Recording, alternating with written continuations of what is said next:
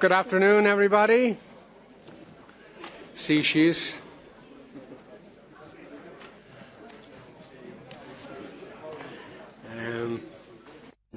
I will already ask you to put your earphones on. I will speak some Irish to start the proceedings. While you're doing that, I'm fighting with the microphone. Lorime e Gelga Margana.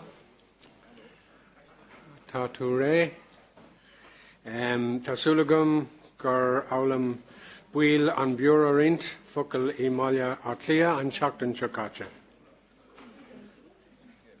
Tahas Morora Mara, Gwil Clarobra, Sever again, Arish Don Grinu, Shaw. Le Tri Disparocta, Agus Rint Chirami, Tavlakta Ledlaka. Guramahaga Shina Mogelga Anish. So I will return to English. I could keep talking Irish for another while, but we better get back to the business of the meeting. I'm looking around to see that we have a quorum. We certainly have a quorum, so that's excellent. All the languages you might be interested to know are available, so that is the reality. So if we could look at the agenda, I take it we have agreement that the agenda as sent to all of you is agreed. No remarks, so that's agreed. So that's the agenda. And now the approval of the minutes of the 605th plenary session held on the 29th and 30th of April 2026. Assuming those minutes are accepted and agreed, any remarks? I do not see any remarks, so the minutes are agreed. Thank you very much. I will begin with my own statement in terms of the work as President I've been involved in. Since last plenary in April, as you know, international developments continue to unfold at a rapid pace. We really hope that the Iran conflict is coming to an end, but as we have learned over the years, over the months, we never really know. I wish to start by joining other EU leaders in welcoming the agreement between Washington and Tehran. And as I said, I hope we are moving to a more ordered world in terms of that particular conflict. And I hope also that we will see the restoration, the full restoration, freedom of navigation in the Strait of Hormuz. At the same time, Russia has escalated its attacks and massive overnight bombings from Ukraine. More than 2,000 civilians were killed or injured in Ukraine in May, making it the deadliest month for civilians since April 2022. This is according to the UN Human Rights Monitoring Mission in Ukraine. I'm appalled at the horrendous attack on the Dormition Cathedral in Kaya-Peshlavra, a UNESCO World Heritage Site and one of the holiest places in the Eastern Christianity. It really has to stop. As I mentioned, on a positive side this week, we marked by a very significant development, the long-awaited decision to open the first negotiation cluster on the fundamentals of EU accession with Ukraine and the Republic of Moldova. As mentioned in my statement issued together with President of REX, Stefano Palmiera, this decision sends a clear signal that to the people of Ukraine and the Republic of Moldova, where I visited, that their future lies within the European Union. And I know from that visit how hard Moldova are working in that regard. Their accession will strengthen our union, make it more resilient, prosperous, competitive, secure, and united. In this context, I want to inform you that my participation out to the successful EU Western Balkans civil society high-level conference organised by this committee in Vienna on the 29th of May, during which I witnessed the renewed momentum for enlargement with civil society at its heart. The conclusions of that conference were submitted to the civil society contribution to the EU Western Balkan Summit that took place in Montenegro on the 5th of June. So I look forward to taking stock of current state of play and future challenges to our annual high-level debate on enlargement at the opening of the July plenary session. To other activities, it's been also a busy time in terms of institutional meetings involving the European Commission, the European Parliament, the Council and the Economic Social Councils. With regard to the European Commission, on the 13th of May, I had the great pleasure to meet the President of the European Commission, Ursula von der Leyen. Our discussions covered a broad range of topics, including the multiannual financial framework, agriculture, the Committee's strategic role in external relations, and, of course, the drive on her agenda of anti-poverty and also civil society strategy. I want to emphasise that the Commission President strongly endorsed the EESC contribution and participation in that implementation of the civil society strategy. She has since indicated her availability to open the first annual summit of the Civil Society Platform, which will take place in the context of Civil Society Week in March of next year. A second important meeting was the Executive Vice President of the European Commission, Ms. Manzato. Here, our discussions focused on EU anti-poverty strategy, quality jobs, housing and, of course, the social economy. On quality jobs, the Executive Vice President informed us that she hopes to have a proposal ready by the end of 2026 with a focus on AI and its impact on precarious work. Ms. Manzato has since accepted our invitation to open the first EESC Poverty Conference, which will be on the 22nd of October of this year during the plenary. I also met with Commissioner Hansen. I took the opportunity to communicate the EESC's strong reservations, as outlined in different opinions, on the overall budget of the Common Agricultural Policy, as well as our reservations regarding the linkages between cohesion and the national regional partnership funds, as I said, outlined in our recent committee opinions. I echoed the concerns expressed in a letter from the NAT and SOC presidents on the importance of civil society engagement in the Rural Pact. In terms of the European Parliament, in May I had a bilateral meeting with Ms. Lee Anderson, Chair of the EMPL Committee. We had a very honest exchange on the funding challenges for the EU, particularly the anti-poverty strategy, and more widely on the necessity to ensure adequate financing of social policies in the upcoming multi-annual financial framework. Our conversation continued later in the month in Strasbourg when I was invited to intervene at the European Parliament's Conference of Committee Chairs. This was a very fruitful and indeed frank exchange with chairs where I encouraged stronger and more systematic engagement between the EESC members and the MEPs' committees. I have to say I'm pleased by the positive comments I heard, both praising the EESC opinions on housing, extended invitations to the committee, example next year's EP Gender Equality Week, as well as recommending future policy coordination between the EP and the EESC. I should say I was particularly pleased by the, not provoked by me, by the intervention of the committee chairs praising some of you and many of you as members, particularly rapporteurs, who clearly have been reaching out to the Parliament in your work. This is what I asked at the beginning of my inauguration to see more of, and it was very pleasing to hear from the committee chairs that they were learning a great deal about the work we, or you, I should say, are doing.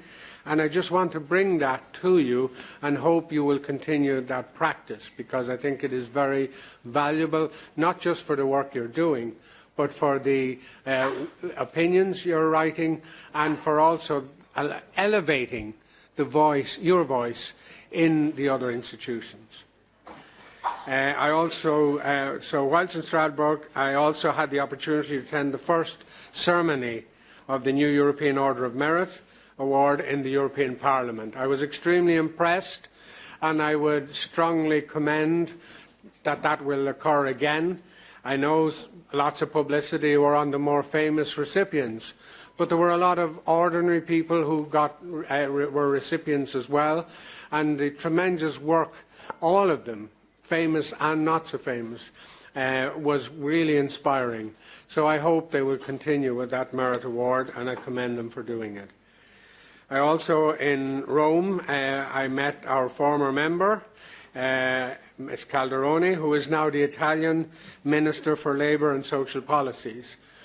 She is an extremely impressive politician and holds a very impressive place in the Italian government.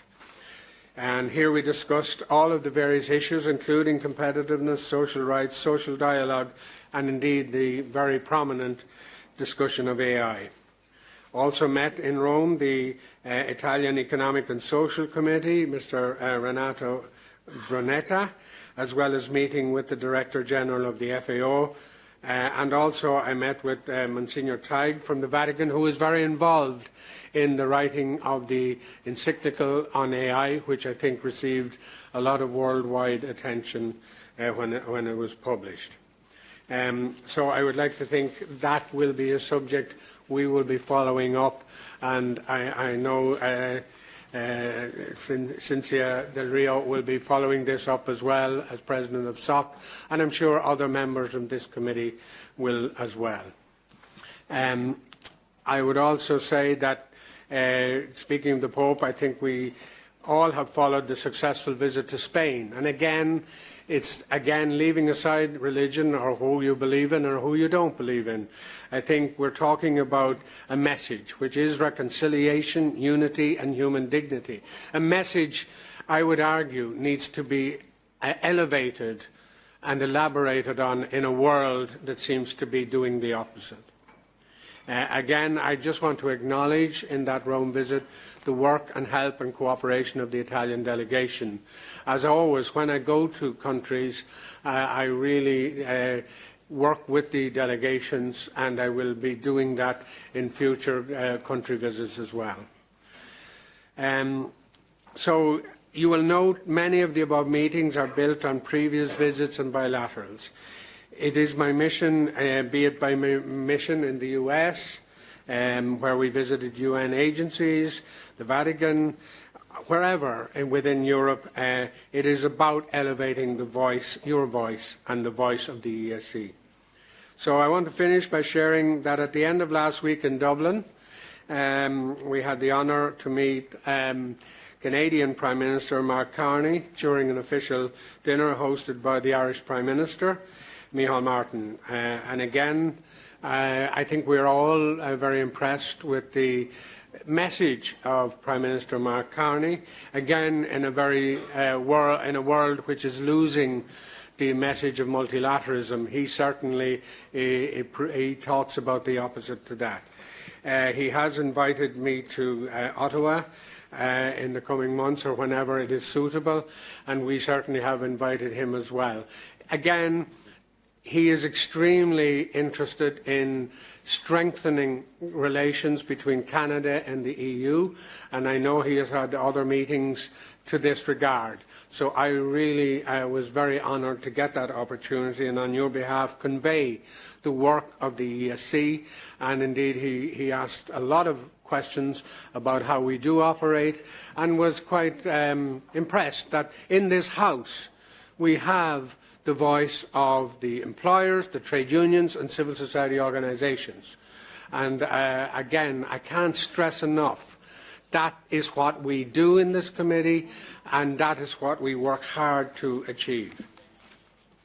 So I'd just simply like to finish by saying, again, to just underline that I am there at those meetings, elevating the voice of the committee, elevating your voice and mentioning your opinions, and it's simply to amplify the work we do. And that is effectively the end of my report over the last month or so. So we now move on to the Category C opinions, number 5 on your agenda. We have 2 Category C opinions that should be put straight to the vote. So I will ask you, when I read them out, to vote on each opinion. The first one is NAT 991, Transposition of Measures of Regional Fisheries Management Organisations. It's a Category C opinion. So the vote is open.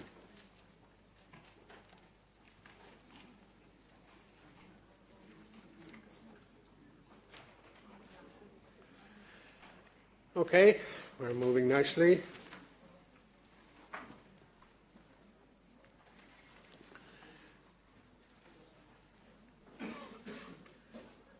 And we're coming towards the end of the vote, so if you haven't pressed your button, get it pressed. I now declare the vote is closed, and the result is approved, 201, abstentions 2. Congratulations on those involved in that opinion.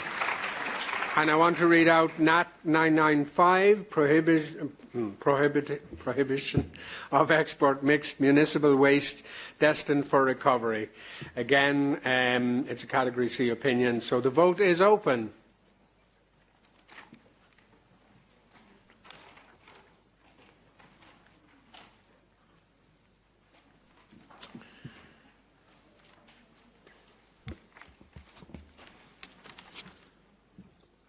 And we're approaching the 200 mark, so again, get your vote pressed. I'm about to declare the vote is closed. And we have yes, 204, no is 1, and abstention is 1. The vote is carried. Congratulations. And thank you again, as always, for the work involved. And now we come to number 6, opinions without debate. We have 2 opinions and 1 evaluation report that should be put straight to the vote without debate. So we'll start on the first one. Here is, it's 10879, Digital Networks Act. Rapporteur Maurizio Menzi. The vote is open.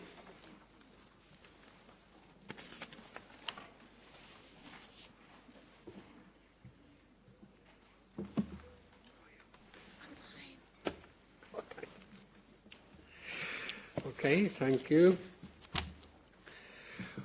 Okay, we're coming towards the end. There are a few more people entering the room, clearly. We are now about to declare the vote is closed. And 1 got in at the last second there, I think. Yes, 206. No is 1. And abstention 2. The vote is carried. Congratulations, Maurizio. We now have SOC 847, Evaluation of the Whistleblower Protection Directive, Evaluation Report. Again, according to Rule 48, evaluation reports are subject to 2 votes, one of the evaluation report and the other on the sending of the document to the other EU institutions. So the vote on the evaluation report is, first of all, open.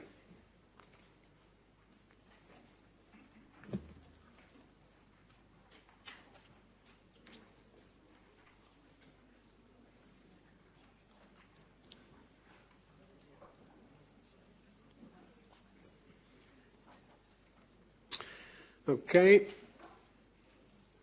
We are shortly. This was, of course, Rapporteur Giulia Barbucci. Well done, Giulia. The vote is closed. And we have yes, 203, abstention 5. The vote is carried. Well done, Giulia. And we're not quite finished. We now need a vote on the transmission of the evaluation report to the EU institutions. So, for that, the vote is now open.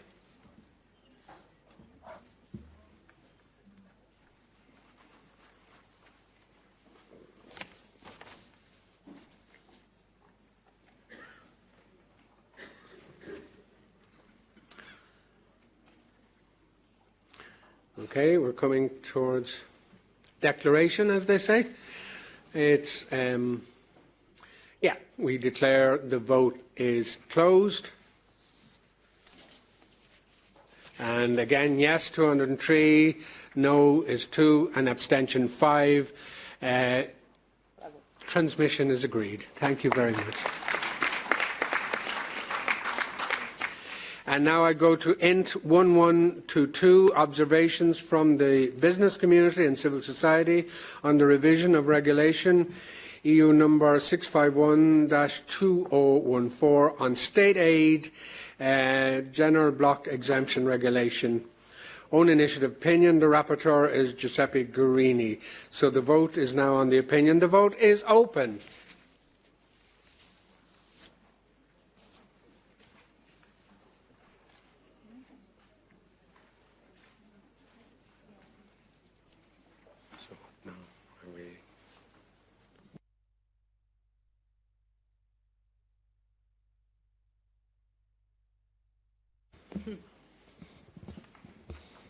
Okay, a few more in the room.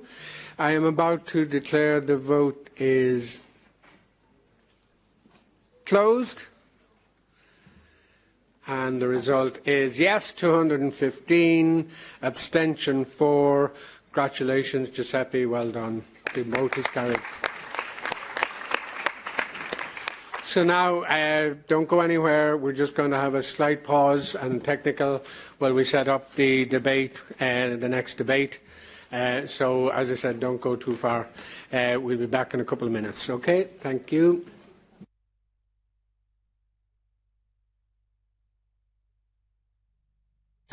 Okay, we can resume.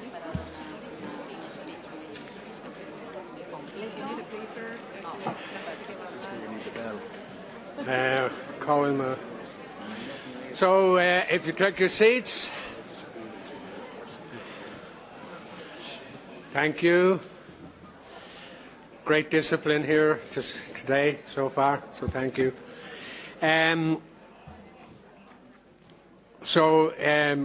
We're now into the debate, which is driving a just, competitive and ecological transition towards circular and climate-neutral economy. With the great pleasure, and the guest here is Commissioner Teresa Ribera, which I welcome you very well and commend you for the incredible work.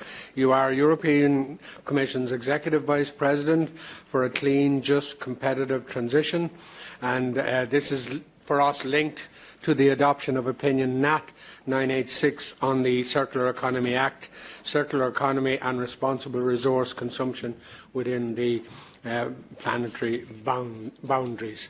If I may, in the introduction, and Commissioner will speak after me at the lectern. So, Commissioner Ribera, it is a great honour to formally welcome you today to our plenary. This is an extremely important debate, and a debate which resonates strongly among all of the groups and all of the members here in this House. So it is an extra pleasure that you have honoured us with your presence. Today's discussion unfolds against a challenging and fragmented geopolitical landscape. Europe's continued dependence on fossil fuels and critical raw materials exposes a clear strategic vulnerability that we can no longer afford to ignore. Climate and environmental policies are having to contend with competing priorities stemming from security concerns, economic pressures and social inequalities. Far too often, short-term imperatives override sustained efforts and structural reforms needed to deliver resilient, just and climate-neutral futures. But this tension is a false dichotomy. Competitiveness and environmental ambition are part of the same strategic agenda. The circular economy is an illustration of this, and by keeping materials in use and driving innovation, we can rebuild industrial strength, reduce external dependencies, create high-quality jobs, and protect, most of all, our planet for the future generations. On competitiveness, our industrial policy must be built on the strong environmental and social standards, unique maybe to Europe, you could argue, which are the very foundations of our shared prosperity and democratic resilience. The challenge is not to dilute our ambition, but to lead with our own strengths. This does require bold political leadership, smart, harmonised regulation and social contract to ensure that everyone is included in the transition that we want. Yet, from the outset, the committee has championed a transition rooted in the European Green and Social Deal, a vision where economic growth is decoupled from resource use and leaves, most importantly, nobody behind. Commissioner Ribera, the EESC stands ready to work with you to turn this vision into a reality.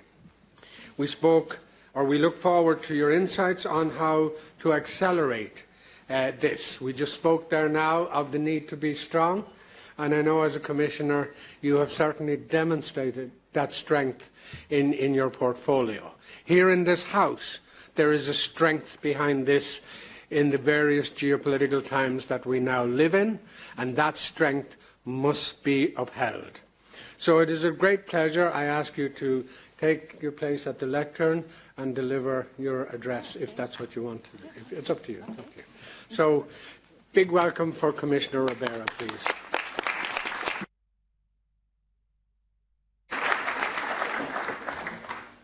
Thank you, President, and thanks to you all for hosting me today in this very important topic that you have in the agenda. It's a great pleasure and a great honor to be here with you today. You represent Europe's society as a whole.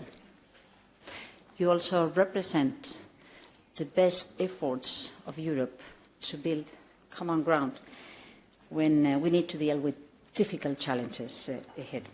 So I feel like being in front of the institution that embodies something essential about the European project, the conviction that progress is stronger when we act together, when we define and we find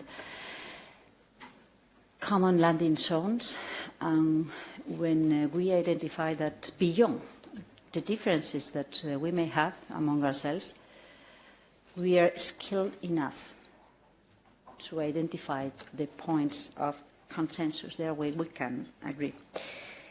And it is also a big pleasure for me to be standing in this lectern place in Brussels, because in these days we also need to remind ourselves that we are still the place, the capital, where the rule of law matters and is defended with pride, where we identify the respect for human beings and Europe being the land for people-centered progress and prosperity in the world as key elements of our identity. And when I say this, I don't mean that we can take this for granted or that there is no challenge or disruption or infringements to these very key principles in our behavior. What I want to mean is that it is essential to be fully aware of the importance to defend them, on the importance to stand up and be aware that we cannot take this for granted forever. On the contrary, these days show to what extent they may be threatened by others. There are many other places in the world where these aspirations are the same. So let's join forces. Let's find our way. Let's keep on building on this model that is so important and take it as part of our duty. The duty that comes from our parents and our grandparents having built a legacy that we need to respect and to keep on growing. The European Economic and Social Committee has, for decades, provided a space where employers, workers, civil society organizations, citizens can engage in this dialogue, confront different perspectives, and in times of profound transformation, that role becomes more important than ever. Your success is a good evidence of our success, because we are living through this period of change with unprecedented challenges, both in terms of scale and complexity. Climate change is accelerating, global competition is intensifying, technological transformation is reshaping entire sectors of our economy, and geopolitical tensions and the temptation to weaponize whatever is within reach become a reality. And this has an impact. Citizens are asking legitimate questions about jobs, affordability, fairness, their place in the future we are building, and the credibility and reliability of our model.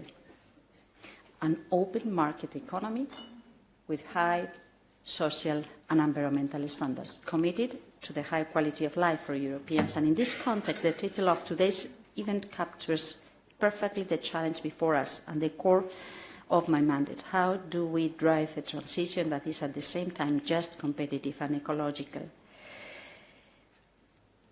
There may be people that think that this is incompatible. I think that it is quite the opposite. We cannot think of competitiveness if it is not fair. We cannot think of long-lasting prosperity if it doesn't take into consideration the planetary boundaries or the aspiration of people to improve their quality of life. We cannot think of creating wealth if we break the competition rules, the innovation opportunities, and the right combination of skilled people working for smart companies. There may be others that suggest that we need to choose between economic growth and social justice, and this is not truth either. Sustainability cannot be a luxury that we can no longer afford. Europe's challenge is not to choose between these objectives. Our challenge is how to achieve them together and to seize opportunities, overcoming difficulties, anticipating eventual risk, and building so to ensure that we keep on creating wealth. The future of Europe depends precisely on our ability to integrate these dimensions into a coherent project, and that project must be built around a simple reality. The transition is not something happening to Europe. This transition is the way Europe secures its future and its model, its DNA. The transition towards climate neutrality, circularity and sustainability is not a burden imposed on our economy. It's the driver for innovation, for decent jobs, for well-functioning companies, for the creation of wealth. It is becoming the organizing principle of our future prosperity. And we know that the old model is no longer sufficient, but that doesn't mean that we can renounce from one day to the next one. That doesn't mean that things are easier or automatic. A model based on excessive resource consumption, fossil fuel dependency, or growing environmental degradation does not provide long-term security either. It creates vulnerabilities, dependencies, difficulties, and it undermines the competitiveness of our continent and economy. It exposes our citizens and business to volatile energy prices, for instance. It increases our dependence on external suppliers. It weakens our resilience in a world that is becoming increasingly fragmented and uncertain. The circular economy offers a different path. It is connected to the very simple idea, being wise in the use of the resources that are within reach. It is a path that allows us to create more value with fewer resources, a path that strengthens Europe's strategic autonomy by reducing dependence on imported raw materials, a path that stimulates innovation, creates new markets, and generates quality employment that recognizes that competitiveness in the 21st century will increasingly depend on efficiency, sustainability, resilience, and participation. Participation in the positive results, in the benefits being perceived as a positive experience by everybody. This is why circularity must not be viewed as a niche environmental policy. It is our industrial strategy and is a core part of our security strategy. But it is also a social strategy. And this is why, as for any other project in the European, workers and employers need to work together towards the same goal. Because every product repaired rather than discarded, every material reused rather than wasted, every industrial process redesigned to minimize resource consumption contributes to a stronger and more resilient European economy, to lower some costs and burdens, and to free resources to be reinvested in the people or in innovation. Yet we must also recognize a fundamental truth. The success of this transformation will not be measured only by emissions reduced or technologies deployed. It will ultimately be measured by whether people experience the transition as fair, because no transition succeeds without societal support, bringing opportunities to everybody, ensuring a fair distribution of the investments, costs, efforts, and benefits is very important. Understanding the challenge and being part of the solutions is the only way to ensure this backing. Today's circular economy already employs 4.3 million people across the European Union, but secondary materials account only for just 12% of the European material use. Citizens need to be there to see the opportunities, not only obligations, difficulties, and burdens. Workers must see prospects, not only disruption. Regions undergoing industrial transformation must see investment, not abandonment. Young people must see a future that is more secure and more prosperous than the one they inherit today. This is what we mean when we speak about a just transition, which is part of my mandate, but it is also a crucial part of the mandate of all my colleagues. And this is where your contribution, the contribution of the Economic and Social Committee, is indispensable.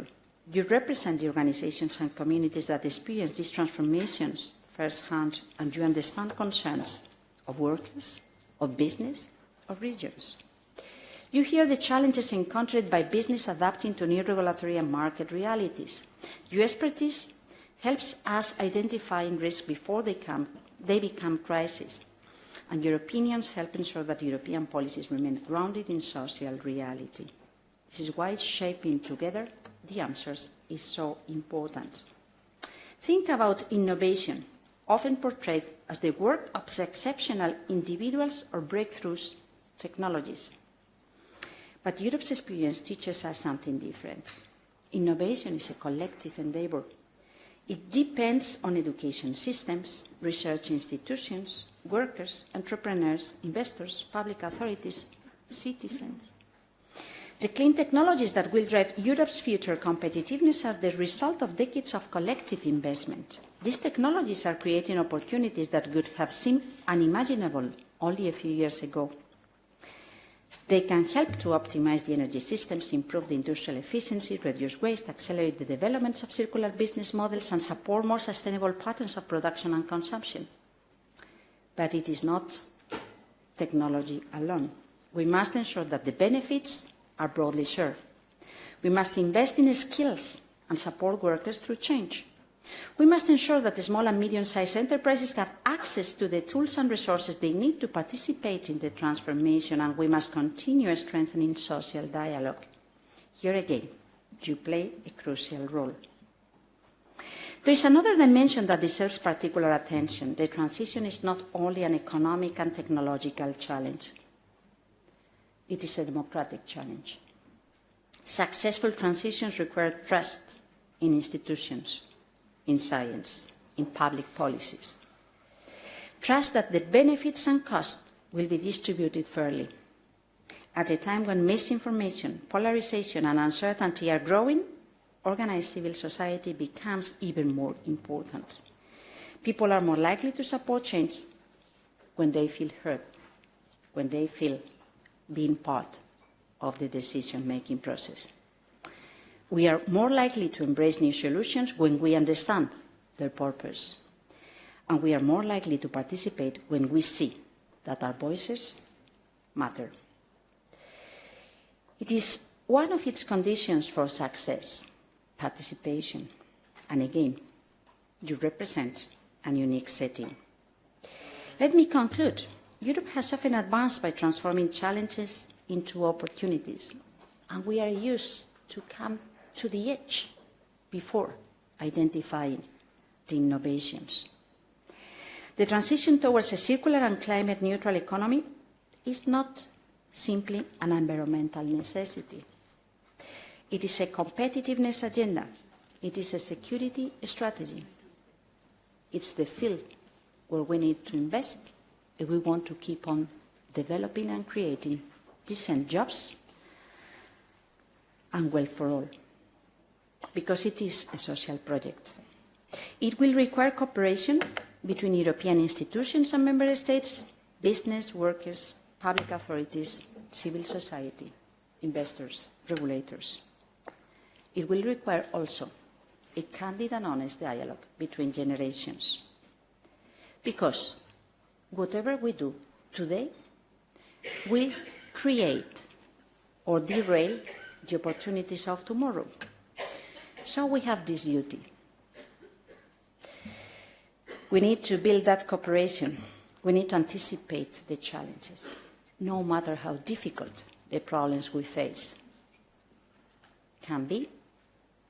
The only way forward is to afford them, to face them, to discuss on eventual solutions, to ensure that together we can provide the right answers. The worst thing we can do, the costliest thing we can do, the harmest thing we can do is to deny or to hide the challenges that we have already identified. Thanks a lot.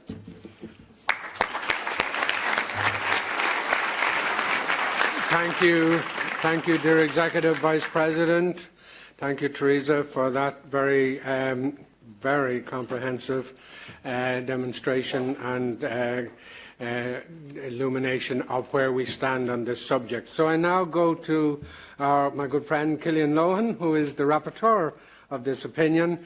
And Cillian, as you know, 4 minutes. Thank you, President. Thank you, Séamus. I'm glad to have public confirmation that we're good friends. It's on the record now, can't be denied. I was very pleased to be rapporteur on this opinion. The opinion specifically is an exploratory opinion on the proposed Circular Economy Act. And as you know, colleagues, for our committee to be able to have an opportunity to input into an act while it's still being drafted is hugely valuable for us, because that really gives us a chance to have an impact and to make a difference in the content at the critical earliest stages. And we had excellent cooperation both internally amongst the different groups and the members of the study group and the external stakeholders we consulted, and indeed with your Commission colleagues, Commissioner, on developing this opinion. So I just want to give you an overview of 3 of the key messages that we have in the opinion. And the messages are based on a very realistic assessment of the state of play at the moment. We've been working on circular economy policies for over a decade now within the EU. And in many ways across the world, I've observed us being celebrated as a front runner on policies, policies that are innovative and that are imaginative. But then we have to balance that with the reality that our circularity rate in the EU over that 10 years has moved from about 11% to 12.2%. So a very small increase on the ground in that measurable factor. And part of the reason for that is that a lot of the policies that we've been developing very carefully and in a very consultative way, they take time to have an impact before we start seeing them. And so we have this ambition target now to go from 12% to 24% by 2030. So over the next 3 years, in the blink of an eye, we're looking to double that figure. And so this Act is going to be critical to be the lever to really drive us into that changing space. One of the things we ask for is a clear mapping to accompany this Act. And that is a mapping of the many different pieces of legislation, of action plans, of regulations that have been developed over the last 10 years, so that we have a clear picture of the full range of legislation and drivers that exist to create this circular economy. The second thing is to involve the stakeholders. And we already have this wonderful instrument designed by this committee as a collaboration, partnership with the European Commission, the European Circular Economy Stakeholder Platform.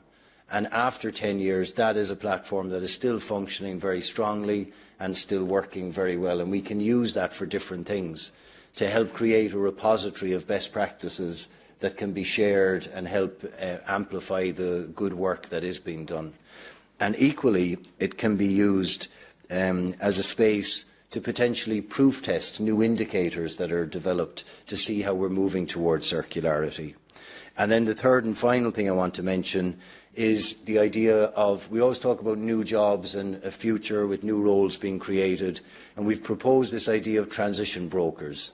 They already exist around the EU, individuals and groups of people who are helping companies and civil society to transition into circular models. But let's formalise that role, let's professionalise it and make it really effective so that we have ambassadors for this working in a professional space that can help drive the change that we're seeking. So we're very much looking forward to the publication of the Circular Economy Act, and I hope this plenary will give us very strong support for this opinion. Thank you. Thank you very much, Cillian. Thank you very much. And now I'm opening the debate to the floor, and sitting on seat 245 is Ms. Sandra Party, President of our Group 1, the Employers. Sandra, the floor is yours. Thank you very much, President. Also, thank you very much to Executive Vice President Ribera for being here, for taking the time. Thank you, colleagues. Thank you for the good work on that opinion. Let's be honest, the circularity will not happen because we legislate it. It will happen when it makes economic sense. That's really the yardstick, I believe, against which we will be able to measure whether the Circular Economy Act is going to be successful. It needs to deliver on creating the conditions for Europe to compete, innovate and lead. Let me ask you, the name Bojan Slat, does that mean anything to anyone? He's a Dutch innovator. He founded Ocean Cleanup. At the age of 18, he started what is now an engineering project to address the Great Pacific Garbage Patch and other plastic pollution issues. There are innovators in Europe, but do we celebrate them? Do we support them? It's sad and it's wrong that his name is not recognized as much as the names of those whose main contribution is to protest. Too many businesses, especially SMEs, spend their time navigating a maze of diverging national rules and administrative burdens. This is not the single market. This is a barrier to progress, also and specifically in circular economy. We effectively penalize those who we expect to deliver this transition. We have a unique opportunity with this Circular Economy Act to build a single market for waste and secondary raw materials and to overcome our key economic and geopolitical weakness, which is the reliance on external materials. But we need to also allow for market-driven solutions in this context. So, as Employers Group, it's clear for us competitiveness and sustainability must go hand in hand. The one cannot succeed without the other. Demanding more ambition is not the solution. Instead, helping those who want to deliver is the way forward. Thank you. Thank you very much, Sandra. Thank you very much. And now sitting at 323 is Lucia Studnica, who is President of the Workers' Group here in the House. Lucia, the floor is yours. Thank you very much, President. Dear Commissioner Ribera, dear colleagues, Europe's transition to a circular and climate-neutral economy must be both ecological and social, or it will not succeed. The Circular Economy Act must therefore become an industrial and social project, not only an environmental one. First, Europe needs a strong industrial strategy for circularity. Circular value chain can create quality employment, as for example in repair, remanufacturing and others. But these jobs will not emerge automatically. We need investments, public procurement policies, affordable energy and support for SMEs and strategic industries. Because workers are not a cost of transition. They are the drivers of the transition. And circular jobs must also be decent jobs. Circularity must go hand in hand with the fair wages, safe working conditions and collective bargaining. Second, the transition must be fair for workers. Workers in carbon-intensive and resource-intensive sectors cannot be left behind. Third, Europe must avoid replacing one dependency with another. A circular economy is also about resilience, strategic autonomy, and reducing excessive dependence on imported raw materials. Finally, we must ensure that circularity does not become synonymous with deregulation or precarious work. Europe cannot build a climate-neutral economy on insecure labour. The race for competitiveness cannot undermine labour rights, occupational safety or social standards. Europe's competitive advantage must come from innovation, sustainability and high-quality jobs. Thank you. Thank you very much, Lucy. And sitting at 344 is Demantas Travicus. Demantas, the floor is yours for 2 minutes. Thank you, Mr. President. Thank you, Commissioner Ribera and Mr. Lohan. My work on circular economy began in 2014 when I first visited Brussels to meet other members of the European Compost Network. At that time, I remember very well the Commission's communication towards a circular economy, a zero-waste program for Europe. It was followed by the plastic strategy, the second circular economy action plan and several other initiatives. But today, we still have neither a circular economy nor a zero-waste society. The most recent advance in European material circularity is not the result of transformed production, reduced consumption, increased reuse, repair or recycling, but mainly the result of the energy transition. Now, once again, we have an opportunity to achieve something meaningful, but we must be honest, many unsustainable businesses that thrive in the linear economy are working hard to sabotage any real shift towards circularity. They have succeeded before. So I have a few questions. First, is there a political will for a real transformation? Second, most extended producer responsibility schemes do not deliver the expected results. Market actors are not receiving the signals that they are needed to. Will we see new and updated EPR schemes with mandatory reuse and recycling targets backed by financial sanctions for non-compliance? And third, I also come from a consumer rights protection organization. Will consumers finally get products that hardly last 2 years, but perhaps 4 or 5 years? The market signals would be crystal clear, and it would drive real change in material choice, product design, manufacturing and business models, preferably made in Europe. Thank you. Very much, Demantas. Sitting at 108 is Adelina Dabu. The floor is yours, starting now.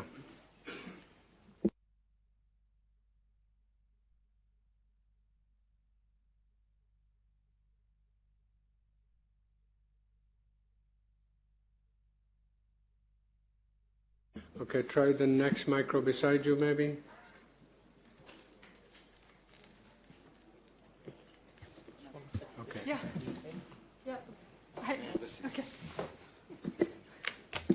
Thank you. I'll try like this.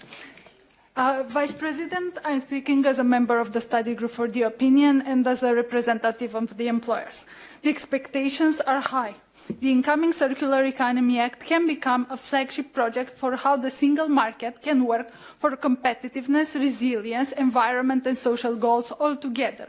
These goals can be, in fact, reinforcing each other rather than competing in the new act.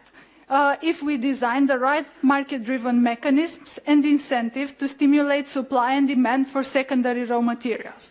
We expect the Circular Economy Act to be evidence-based, proportionate, and focused on strengthening single market flows, reducing fragmentation, and providing legal certainty for investment in circular value chains, ensuring also a strong enforcement and level playing field in global relations because Europe does not act alone. The stakes are high as our expectations. Thank you. Well done, and thank you for that, despite the microphone. Well done. Now sitting at seat 219, Veselin Mitov, the floor is yours. 2 minutes. Off you go. Thank you, President. Esteemed guests and colleagues, while there is no single global Circular Economy Act, this year marks a historic turning point as the world's largest economy moves from voluntary guidelines to mandatory federal or national laws. The most significant development is, of course, the EU Circular Economy Act, which is currently the global gold standard for this type of legislation and considering to be the centerpiece of Europe's Clean Industrial Deal, aiming to move away from just managing waste, like the last decades, to creating a single market for recycled materials, with the ambition to pass from currently 12% circularity rate to 24% in the next 5 years. We have to know that Europe is not the only entity with such ambitions. Last March, China adopted a landmark legal code that integrates circular economy principle into the national law, and also the United States have Federal Circular Economy Act with major achievements in this field. But as a member of the workers' group, I am particularly concerned by some social and some aspects with this issue. One of the steepest hurdles is affordability. Products designed for longevity, repairability and ethical sourcing often cost more upfront of their disposable counterparts. And here we can have the phenomenon of class dividing and access. Also the phenomenon of possible market disruptions, because the circular economy creates jobs in repair, recycling and remanufacturing, but also threatens traditional manufacturing and extraction industry. Basically, we have to pay attention to the risk of unemployment for those in traditional linear industry. Thank you. Thank you very much. And now sitting at 289, Jose Manuel Rocharama, the floor is yours. Sí, buenas tardes. Gracias, presidente. Querida vicepresidenta Ribera, me gustaría trasladarle algunas reflexiones como agricultor y ganadero. Los agricultores compartimos plenamente el objetivo de transición ecológica y el avance hacia una economía circular que usted representa. Pero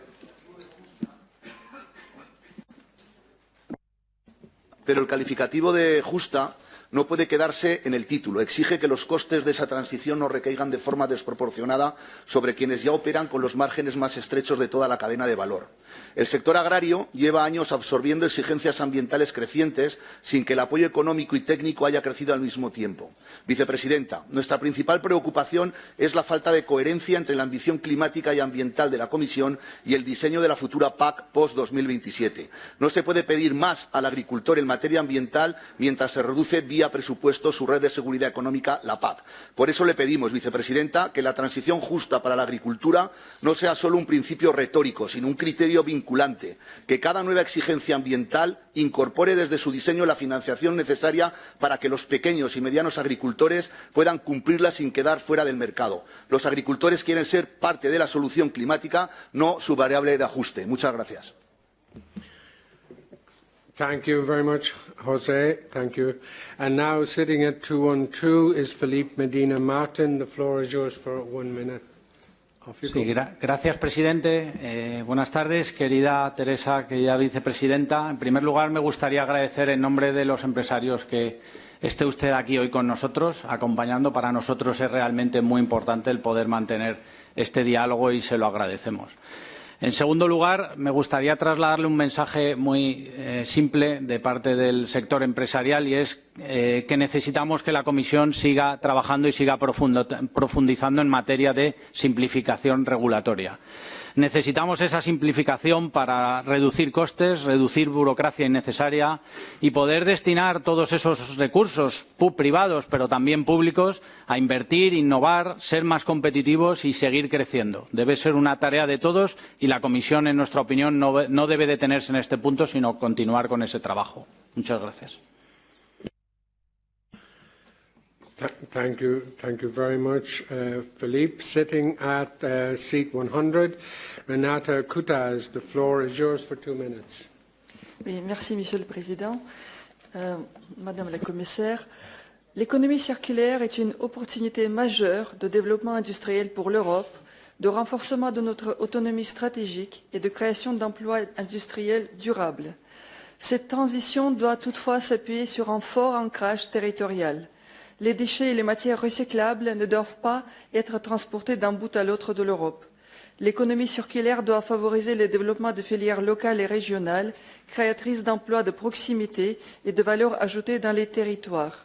Elle doit contribuer à la revitalisation industrielle des régions et au développement équilibré de l'ensemble de l'Union européenne.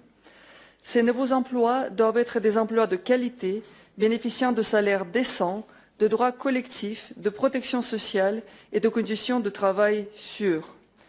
Dans notre avis, nous insistons également sur le fait que l'économie circulaire ne peut être construite au détriment de la santé des travailleurs. Les activités de tri, de réparation et de recyclage peuvent exposer les salariés à des substances dangereuses, à des polluants, à des poussières toxiques. Elles comportent également des risques élevés d'accidents liés à des ruptures mécaniques. L'économie circulaire offre l'opportunité d'une prévention pensée en amont de la création de nouveaux modes de production, de nouveaux produits. Des normes exigeantes en matière de santé et de sécurité au travail doivent être placées au cœur de toute démarche européenne en faveur de l'économie circulaire. Enfin, cette transition doit être une transition juste. Nous devons veiller à ce que l'économie circulaire ne serve pas à déplacer les problèmes, à exporter nos déchets et nos risques professionnels vers les pays tiers. Nous devons apprendre à produire autrement, produire en Europe, en préservant les ressources de la planète, en renforçant la justice sociale et le développement industriel de nos territoires. Thank you very much, Renata. So, sitting at 225 is Karina Andrea Marafa-Benga. The floor is yours. Thank you, President. Esteemed Commissioner, thank you for being with us today. I think we heard from you today a lot about values and principles, and that is good because values and principles are the backbone of our economic and social model in Europe. But we also need concrete details. We need to know what will happen to the current Just Transition Fund, given that the rate of absorption is abysmally low in member states and that we risk decommissioning. We need to know how the European Commission is supporting regions in transition shift from linear to circular, because most of the projects that we see financed on the ground from the Just Transition Fund are just business as usual, not because the regions do not want something else, but because they do not have the capacity for something else. And we know in the next MFF there will be no second edition of the Just Transition Fund. So what will be instead of it? Will Just Transition be mainstreamed in other financing programs? How? Will there be a directive or a legislative package for a Just Transition? These are the concrete details that the committee is expecting from yourself, Vice President. Thank you very much. Thank you very much, Karina. And now I go to Mikael Pinter, sitting at 253. The floor is yours. Thank you, Mr. President. Madam Executive Vice President, thank you for the Commission's work on the forthcoming Circular Economy Act and its objective of supporting both circularity and industrial competitiveness in Europe. I have two straight issues. We have heard indications that the Commission may be considering a dedicated chapter on steel and aluminium in the Act. If so, I would very much welcome this intention, as these are permanent materials, inherently circular and indispensable to Europe's industrial base, as we clearly highlighted in our opinion endorsed in this House a few weeks ago. At the same time, we understand that the reform of extended producer responsibility schemes may be one of the pillars of the Act. My question is how circularity will be measured. A narrow focus on recycled content risks distorting markets and penalizing materials that are already performing well in practice, such as packaging steel. Will the Commission ensure that the proposal reflects a more robust and material-neutral approach, recognizing material permanence, high-quality recycling and real material retention? And will the future EPR framework actively revert these characteristics? Thank you. Thank you very much, Miguel. And now I go to seat 69. Dirk Bergrat, the floor is yours. Executive Vice President Ribera, together with the Commission, we have the pleasure to be the parents of the European Circular Economy Stakeholder Platform that connects businesses, civil society and public authorities to share knowledge, scale solutions and accelerate Europe's transition to a circular economy. And through the platform, we hear the same message from practitioners and civil society across Europe. For the upcoming Circular Economy Act, three things must change. First, quality jobs are not a side issue. Without skills, worker participation and industrial perspectives, this transition will not be fair and it will not be accepted. Second, market logic must be corrected. As long as primary raw materials are cheaper than secondary ones, circularity will not scale. This requires clear price signals and demand, including from public procurement. My point is simple. If circular economy is strategic, it must be socially and industrially enforced. Otherwise, it will remain ambition without impact. Thank you. Thank you very much, Dirk. And sitting at seat 19, I'm afraid out of my view a little bit, Laura Albu, the floor is yours for 1 minute. Thank you. Thank you, President, Executive Vice President Ribera.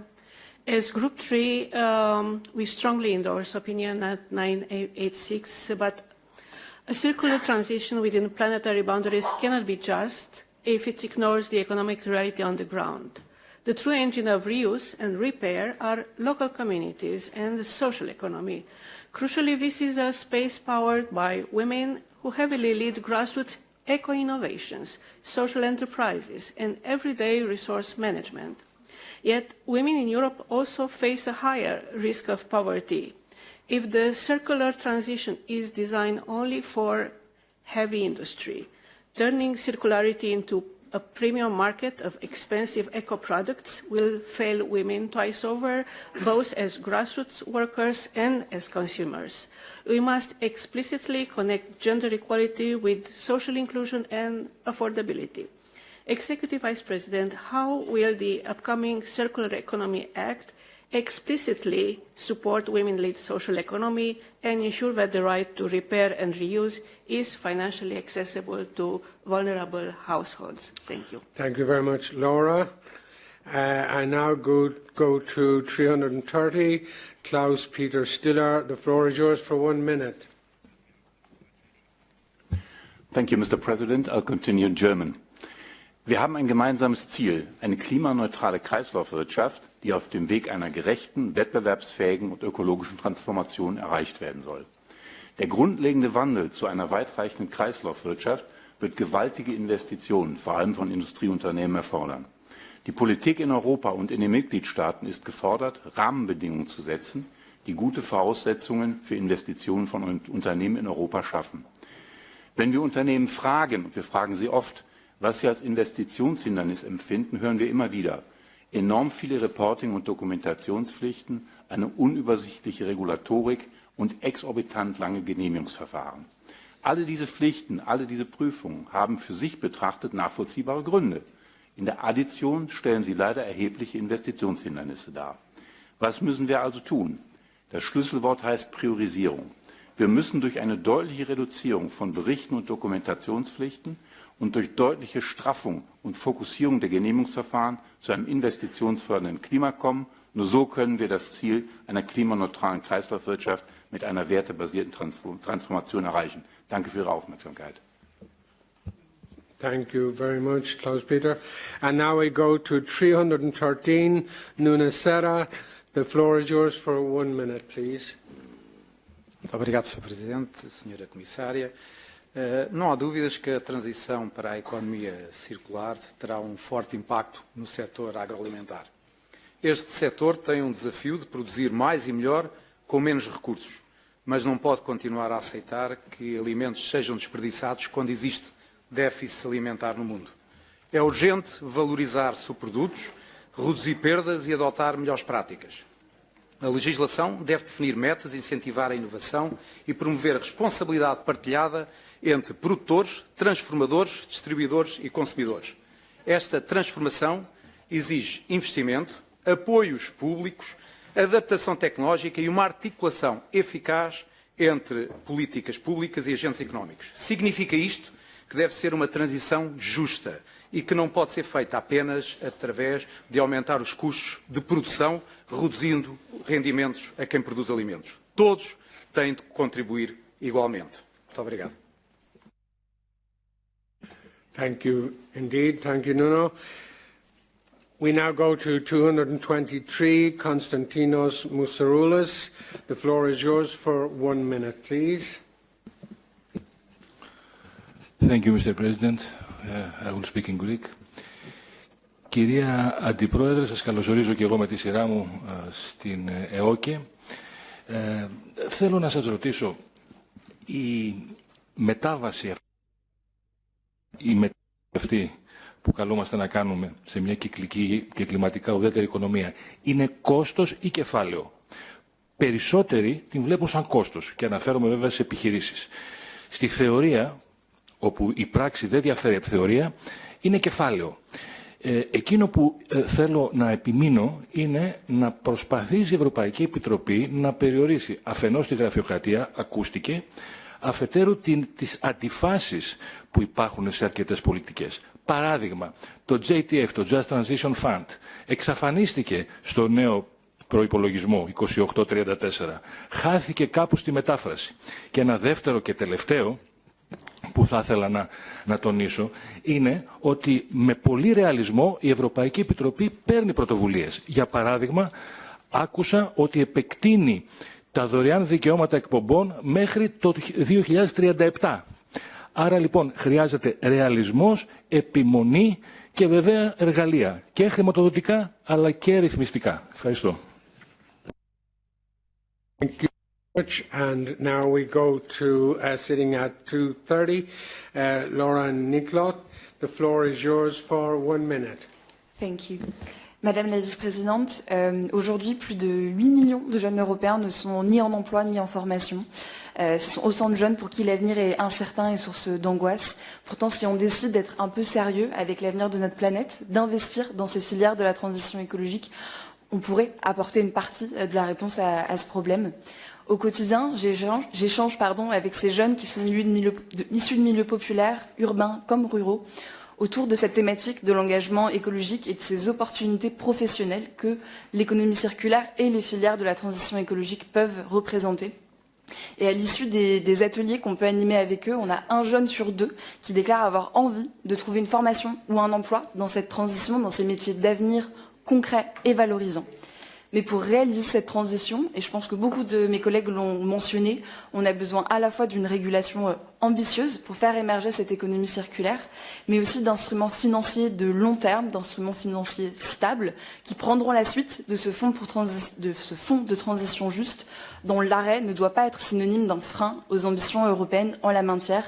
C'est un impératif pour une vraie transition juste, pour l'avenir de la planète et de ma génération. Thank you very much, Laura, and I appreciate that. Thank you. And now thank you all for your contributions. Following procedure, I will go to the rapporteur, who will take whatever. Yours. I'm sure everyone's waiting to hear from our star guest, the Commissioner, rather than from me. But let me just say that the debate shows the level of interest and the different expertise we have in the room. I think the opinion that we've drafted reflects many of the points that we've heard, and I look forward to having a mandate to be able to report back on the impact we can have with this work once adopted. Thank you. Thank you, Cillian. And now, as Cillian alluded to, we go to our star guest, Executive Vice President Ribera. Commissioner, the floor is yours. Thank you. Thank you so much. I see 3 minutes on the screen, and I will try to be effective in my 3 minutes. First of all, I would like to thank you for all these comments, and I have taken note, as the rapporteur was commenting, your comments, including this session, arrive at an earlier stage, and this is an advantage. And I think that, yes, we know, but we do not start from the scratch. But there is enough food for thought on how and where we have identified the difficulties not to succeed as we could have liked it to succeed. And yes, we need to make the business case, but I remember 15 years ago we could not have heard some of our key business people saying, please do forbid sport in scraps. So I think that things do change, and we need to ensure that we create the conditions for a wiser economy to happen, a wiser business case to happen. And yes, I agree that fairness is absolutely key, as it is the participation, as you were commenting and saying, and as it is the availability, the capacity to pay attention to the just transition aspects, not only the funds, but also the aspects that are related to this just transition approach. So the participation in the definition, the involvement in terms of the creation of new opportunities for workers and consumers as regions, as you were commenting. Final comments. I think that this is, as you know well, it touches lots of things. I think it is investment. It is to ensure that we do not waste money and that we create the conditions to keep on thriving. I think that, yes, if it is simple and clear, it is the best. Yes, I think single market developments are also connected to this. And yes, it is not just an issue of waste management, but being wise in the use of the materials. Final comments. I have appreciated quite a lot this idea of 3 points being underscored in the report. Mapping the different pieces of regulation and strategies that we need, so to create the conditions to succeed. Yes, involvement of stakeholders. You have been commenting on that, and we have good elements that could allow us to keep on building on our current strengths, the platform, jobs, skills, the thinking of the experience and the deployment of these single market aspects that you have been commenting. The facilitation of the exercise, so these transition brokers, and as I said, it's not only money, money counts, but it is not only money, and I think that this is also a good aspect in your report. And the enforcement of the level playing field, thinking that we need to think domestically, but we also need to be aware of what it happens in the rest of the world and how we can ensure that there is a consistent approach when developing the right answers on how we can reconcile external and domestic fields, being aware that those creating the conditions in our continent, those that make use of a public procurement as a leverage to take into consideration other aspects that would also relate back to our common interest, can count on the defense of the level playing field when thinking about those that may have an interest to be present in a modern and high capacity to pay markets, but maybe do not comply with the same rules. So Lots of things to be developed together, and again, thanks a lot. I will share all these views with the DG Environment teams, with the DG Grow teams, with the commissioners, and more than happy to keep on working with you. Thanks a lot. Thank you. Thank you, Executive Vice President, Commissioner Ribera. Thank you for that excellent intervention. And may I say that it has been and thank you also for your very strong contributions here today, because I think it showed that a lot of people are extremely interested. Thank you as well, Killian, for the report. And now, as per procedure, I will put the opinion. There are amendments that I have to mention. Apparently, they are accepted, as far as I understand. You would like to talk to them, so yeah, Killian. I just want an excuse to thank the study group and the staff in the NAT section for all the help in making sure the work happened. But the amendments are good additions, and I've accepted them, so hopefully we don't need to vote. So, on the basis that there are no objections to that agreement in terms of the amendments, I don't see any. So in that context, I now put the opinion to the vote. The vote is open.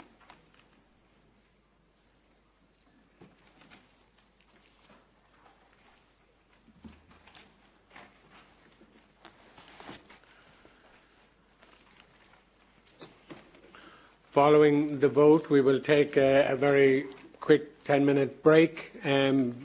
And then we will resume with the next debate, which is extremely important as well. So please don't go too far away. We're now looking like we're coming to the end of this vote.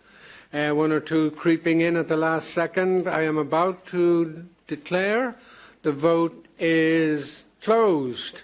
And the result is 207 yes, no 4, abstention 5. Congratulations, Killian, and your study group and members. And again, my thanks to Executive Vice President and to you for your participation. Back in 10 minutes. Thank you very much. So I can witness that this was broadly supported. Thank you very much, and apologies for the slight delay because of technical issues. I hope you're all seated and ready for what I think will be a very interesting debate, and one that we better move in, because I know our esteemed guest, has some time issues at the end, so we want to try and help you meet your deadline. So I suppose we're talking about Europe's eastern border regions, and we're talking about our esteemed guest, Sviatlana Tsikhanouskaya, who is leader of the Belarusian Democratic Forces. Also here on the podium is Neringa Rinkevičiūtė-Laurinaitienė. I'm killing your name, I'm sorry about that.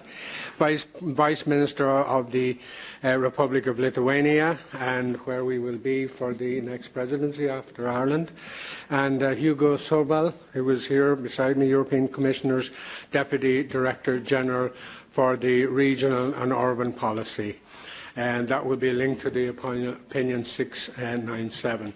So in terms of getting this debate going, we're honoured, deeply honoured, to welcome you all here today, and especially Sviatlana, leader of the Belarusian Democratic Forces. You embody the voice of democratic resilience and civil society in Belarus, and I think you are an example to Europe and to the rest of us. All I want to emphasise very clearly, while conducting the first visit of my mandate in the 3 Baltic states, Europe's eastern border regions are not the margins of our union. They are its front line. Their stability, prosperity and resilience are essential to the security and cohesion of Europe as a whole. And as we said today in our discussions, this is not just about Belarus or the frontline states. It is about Europe, and let's never, ever forget that. The EESC strongly welcomes the communication by the Commission on Europe's eastern borders, It is timely and necessary recognition that these regions face unique and complex combination of challenges. Security threats, economic disruption, demographic decline, strategic European response, and all are affected, of course, by serious disinformation policies which seem to go on forever. So we are calling here in the EESC for a long-term strategic framework for eastern border regions, one that integrates security, economic development and social cohesion. The regions should not be treated, as I said, peripheral beneficiaries. This message from the EESC is simple. No region should be left to face these pressures. It is with great pleasure I now give the floor to Ms. Tsikhanouskaya to speak, if you wish, from there or from the lectern. It's up to you, whichever you wish. You want to speak there. Okay, the floor is yours. Thank you very much. And please give her a good round of applause.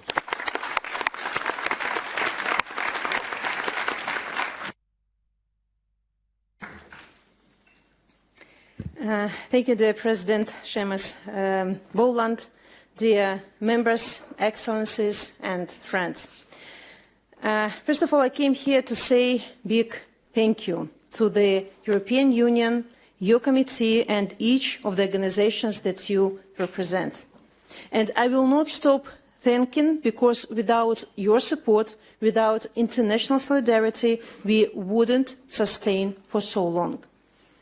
6 years passed since our uprising in Belarus, and we continue our struggle.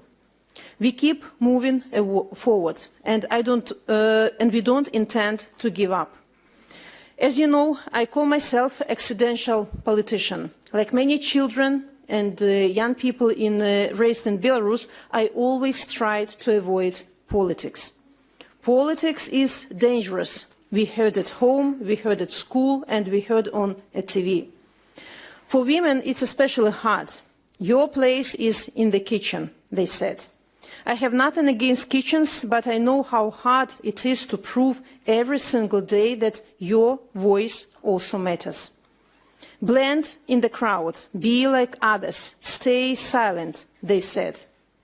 In dictatorships, they don't want people to be active and to think. They just want people to be loyal and follow others. I was raised in a small town, not far from Ukraine. I have a loving family and a supportive community around. However, I saw very little of what life can be. But what opened my eyes and changed my life forever, it was Ireland. Yes, President Bolland, it is Ireland, it is Roskilde, where I spent summers as Chernobyl kid. I saw what Belarus could be one day. I saw how the state and society work hand in hand. I saw people who are not afraid to criticize their politicians. Summers in Ireland largely shaped my values and helped me to make the right choice back in 2020 when my husband was arrested and I ran for president in his place. Dozens of thousands of children and young Belarusians visited Ireland, England, France, Italy, Germany, Spain through Chernobyl and other exchanges.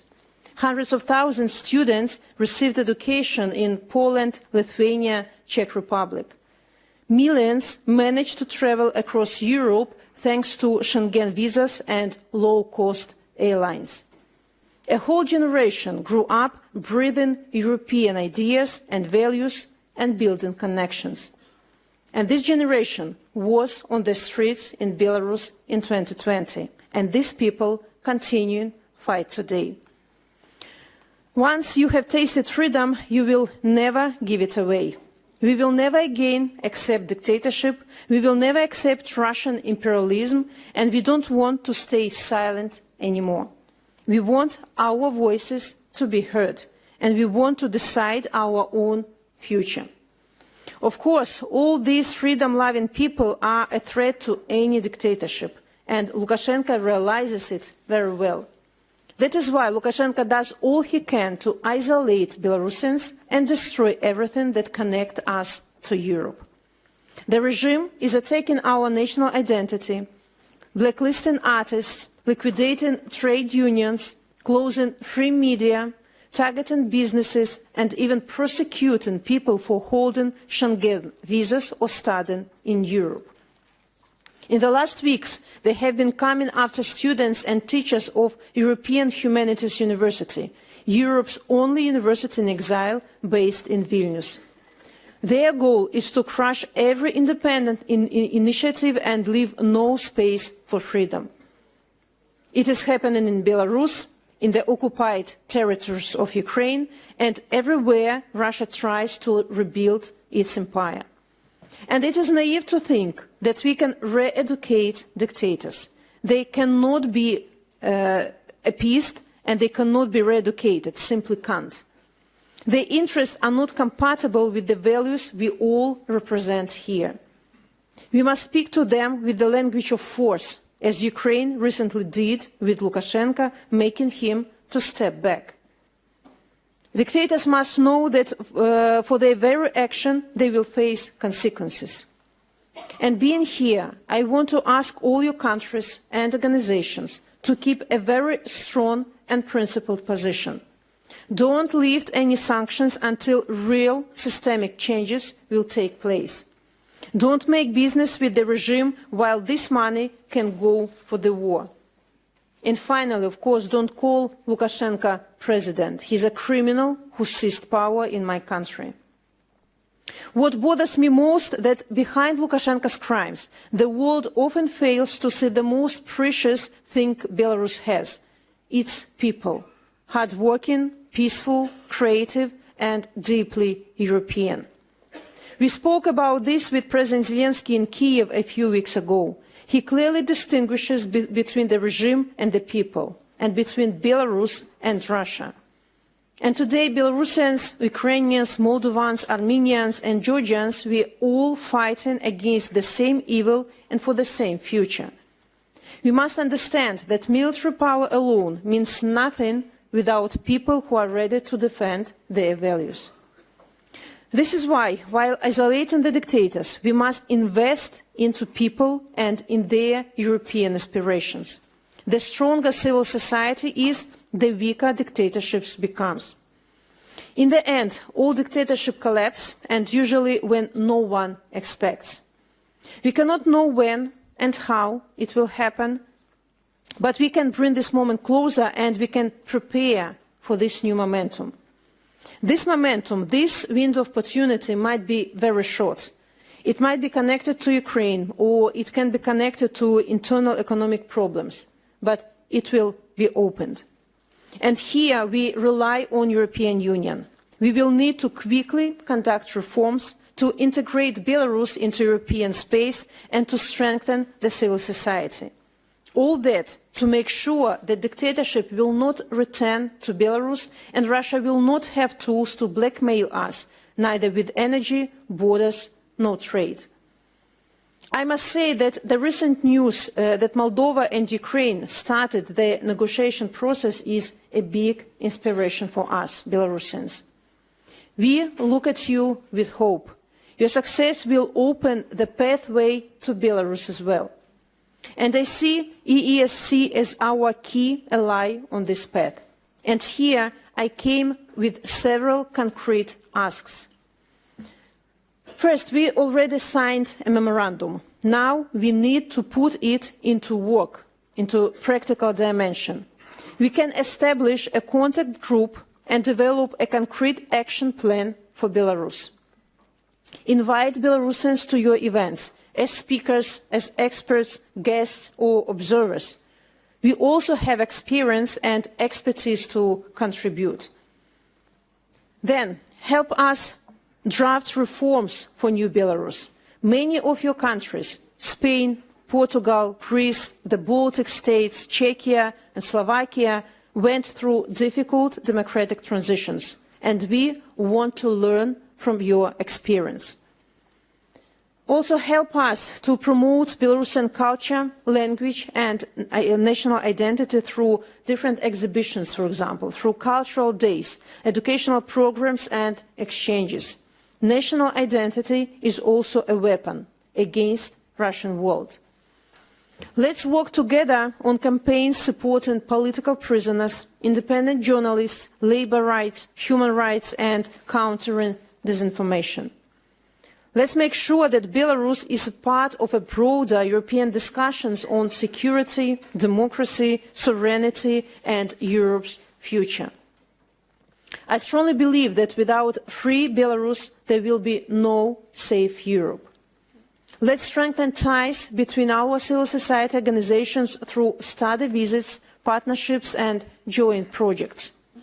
Today, we have offices in Warsaw and Vilnius, diplomatic missions in Brussels, Tallinn, Prague, Kiev, Madrid, and Florence, and active Belarusian communities in each of your countries. So see them as your friends, as your allies and partners.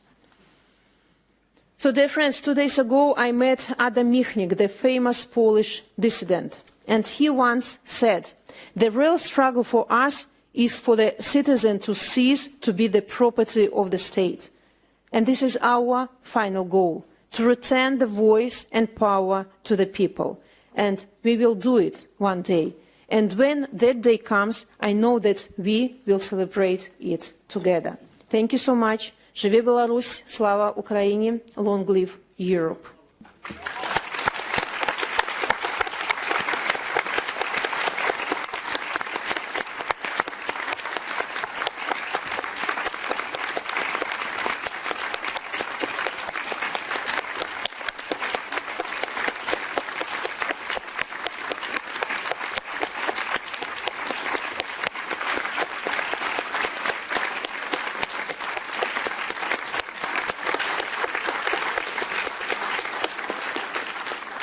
Thank you. I think you can see, as I said to you earlier today, that there will be tremendous support here for you, and I think that round of applause is testament to it.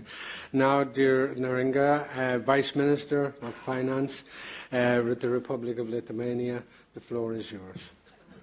Thank you, President, dear committee members, dear guests.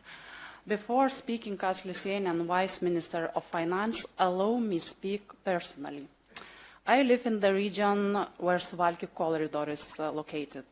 For many Europeans, the Suwalki corridor is just a concept discussed in NATO meetings and security reports. For me, it's home. And how unsafe my home is, I understand when my colleagues from different EU countries declined to arrive to partners' meeting in my regions because of the safety realities. And flying balloons and illegal migrants coming from Belarus is daily reality in my region. But the challenges facing Europe's eastern border regions cannot be seen only through the lens of security. Behind every discussion about geopolitical risks and hybrid threats are people asking the simple question, can I build my future here? That is why today's discussion matters. Eastern border regions are often described as Europe's front line. That is true. But front lines are not just lines on a map. There are places where people live, work, and raise their families. This brings to my first point. The challenges facing eastern border regions are not only regional challenges. In Lithuania, almost everyone lives within 100 kilometers of the borders with Russia or Belarus. As a result, geopolitical tensions affect the whole country. They influence investment decisions, business confidence, demographic trends, and economic development. From Lithuanians' perspective, the discussion about eastern border regions is really a discussion about how Europe responds to a new geopolitical reality. My second point is about demography and the right to stay. Traditionally, population decline has been linked to lack of jobs, weak public services, or limited economic opportunities. These factors are still important, but today there is another factor. In eastern border regions, people's decisions about where to live, work, and raise their families are influenced by how safe and stable they feel, and whether they are confident about their future. There is no single policy that can reverse demographic decline. What matters is creating conditions that give people reason to stay, return, or invest. A good example is the Create Lithuania program. It attracts talented young persons who studied abroad and gives them opportunity to contribute to Lithuania's development. Many participants of this program have chosen to continue their careers in Lithuania afterwards. The lesson is simple. Talent does not need to be convinced to return. It needs meaningful opportunities. Young people do not stay because we ask them. They stay because they see a future. Our responsibility as policymakers is to make sure that future exists in every region of Europe, including its eastern border regions. At the same time, sharing a border with Russia and Belarus creates growing challenges. Geopolitical tensions, hybrid attacks, and security risks increase and make investment more difficult. Addressing these challenges requires significant resources and often comes at the expense of investment in competitiveness, innovation, and long-term development. This is why I believe the right to stay should not be an abstract concept. It should not be about preventing from people leaving. It should be about creating conditions that make staying an attractive choice. This means quality jobs, innovation, skills, connectivity, and access to public services. But for eastern border regions, this is no longer enough. The right to stay must also take into account the specific security realities faced by these regions. My final point is about Europe's shared responsibility. Over the past years, countries of the EU's eastern border have increased spending on defense, preparedness, and resilience. These investments are essential to Europe's collective security, but they also place additional pressure on public finance and reduce the resources available for long-term economic development. Eastern border regions not have to choose between security and development.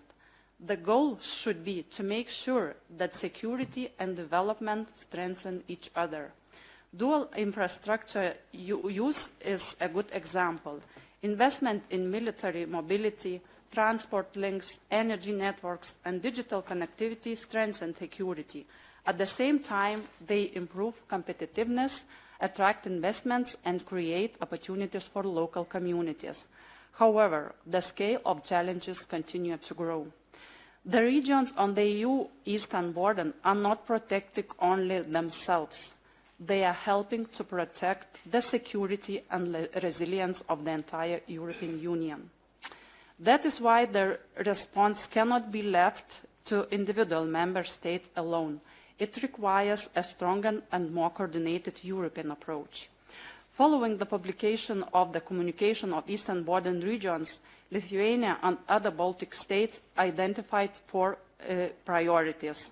First, the rapid launch of the East Invest platform and targeted investment in Eastern Border regions. Second, priority access for these regions to EU programs supporting competitiveness, research, connectivity, and security. Third, stronger and better coordinated EU action to counter hybrid threats. And fourth, a future EU budget that properly recognizes the specific challenges faced by eastern border regions. The strongest defense of Europe and its eastern border is its people and their decision to stay. Our responsibility is to make sure they have every reason to do so. Thank you.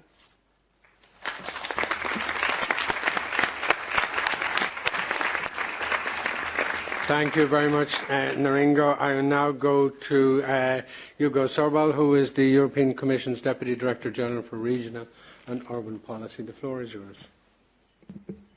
Thank you very much, and good afternoon, dear President, dear Sviatlana, dear Minister, dear members. It's a pleasure to be with you today. Let me start by thanking Sviatlana for her powerful intervention. I think her testimony reminds us that security and resilience is not just about territory, it's not just about infrastructure, it's about people, it's about freedom, it's about democracy. So I'd like to reiterate that European Union stands firmly with the Belarusian people and with all those fighting for a democratic future of your country. Coming back to the subject of this discussion and the Commission's communication on Eastern Border regions, I welcome the opinion that is currently under discussion by the Economic and Social Committee on this communication. I'd like to emphasize that this communication is not the destination, it is the beginning of the journey. It is a milestone in a long-term commitment to the regions and citizens living on the EU's eastern border. It is the recognition that Europe's collective security depends on the resilience and prosperity of the regions bordering Russia, Belarus, and Ukraine.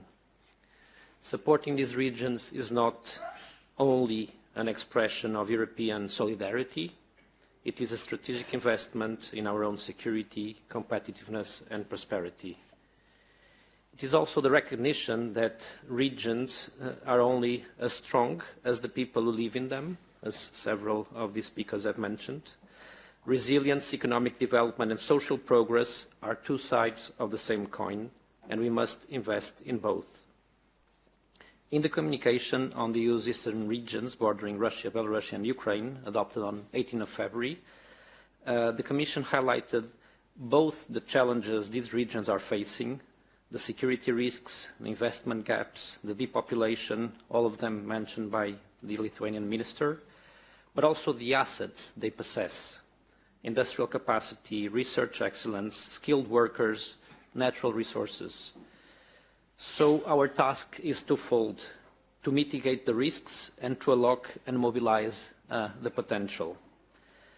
This is the purpose of the communication. It brings together short and long-term actions into a single strategic framework, aligning policies and investments more effectively. Our goal is simple: stronger synergies, better coordination of funding, and faster delivery of high-impact projects. As flagship initiatives, we propose to strengthen the investment ecosystem through the East Invest facility, which brings together the EIB, the BRD, the Council of Europe Development Bank, and national and regional promotional banks to make financing and advisory support more accessible for business in eastern border regions. The first East Invest event was already held in Latvia on 4th of June, and it brought together businesses, municipalities, and financial institutions to discuss the specific needs of these regions. This is exactly the type of partnership we need to turn vision into investment and investment into growth. But our action and the Commission's attention did not start with this communication.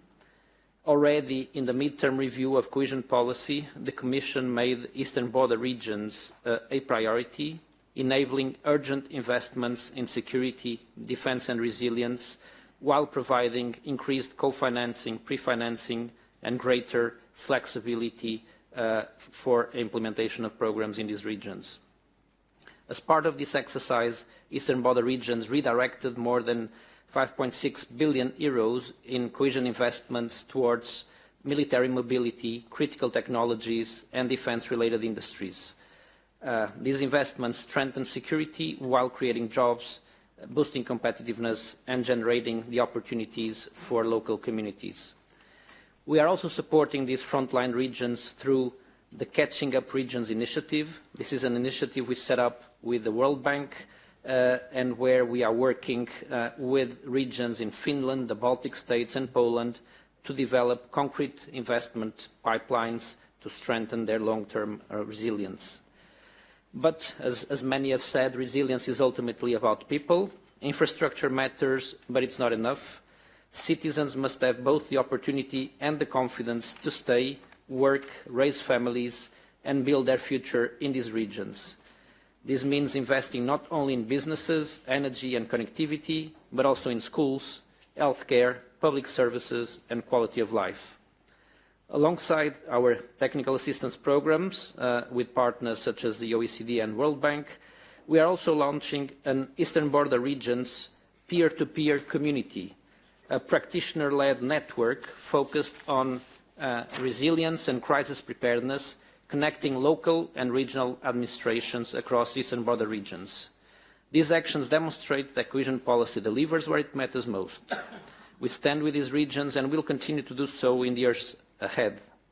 Going forward, these regions should continue to be supported in the next multi-annual financial framework, notably through the future national and regional partnership plans, tailoring investments to their own security, economic and development priorities. This message was reflected in the 2026 European semester process in the country-specific recommendations adopted by the European Commission, which explicitly recognized the unique socio-economic security challenges facing these regions. The message we sought to convey was that the prosperity and resilience of these regions are not peripheral concerns. They are central to the future of their member states and to the strength of the European Union as a whole. And let me conclude with this. Our objective is not to turn Europe's eastern frontier into a line of division. These regions have long been gateways to Europe. Today, they are also asked to be gatekeepers of our security, resilience and stability. We must stand with them, strengthen them and equip them for that responsibility, because when they are strong, Europe is stronger, and so is our unity, cohesion and shared future. Thank you. Thank you very much. Thank you. And now I'm going to ask the two rapporteurs, Katrina and Inuit, to introduce their opinion. Just to say to you, Sviatlana has a very important meeting with Kaja Kallas at 5, so we may not be able to get our presence here for all the speakers, and I know many of you want to speak to her directly, but this is an important meeting, so I'm just respecting her schedule at the moment, so please understand. So I'm going to ask Katrina or Inuit, please, to introduce, or both of you to introduce the opinion. Thank you, Mr. President, dear colleagues. Let me start with a simple message. Eastern border regions are not Europe's periphery. They are Europe's frontline. For years, these regions have faced demographic decline, reduced investment, weaker connectivity and growing security pressures. Since Russia's war against Ukraine, they have also become the frontline for Europe's resilience against hybrid threats, disinformation and geopolitical instability. The Commission's communication is therefore both timely and necessary, but our opinion sends a clear signal. Eastern border regions should not be viewed only through the lens of challenges. They should be viewed through the lens of opportunity. These regions can become Europe's resilience laboratories. They already lead in dual-use infrastructure, energy independence, innovation, logistics and cooperation with Ukraine and Moldova.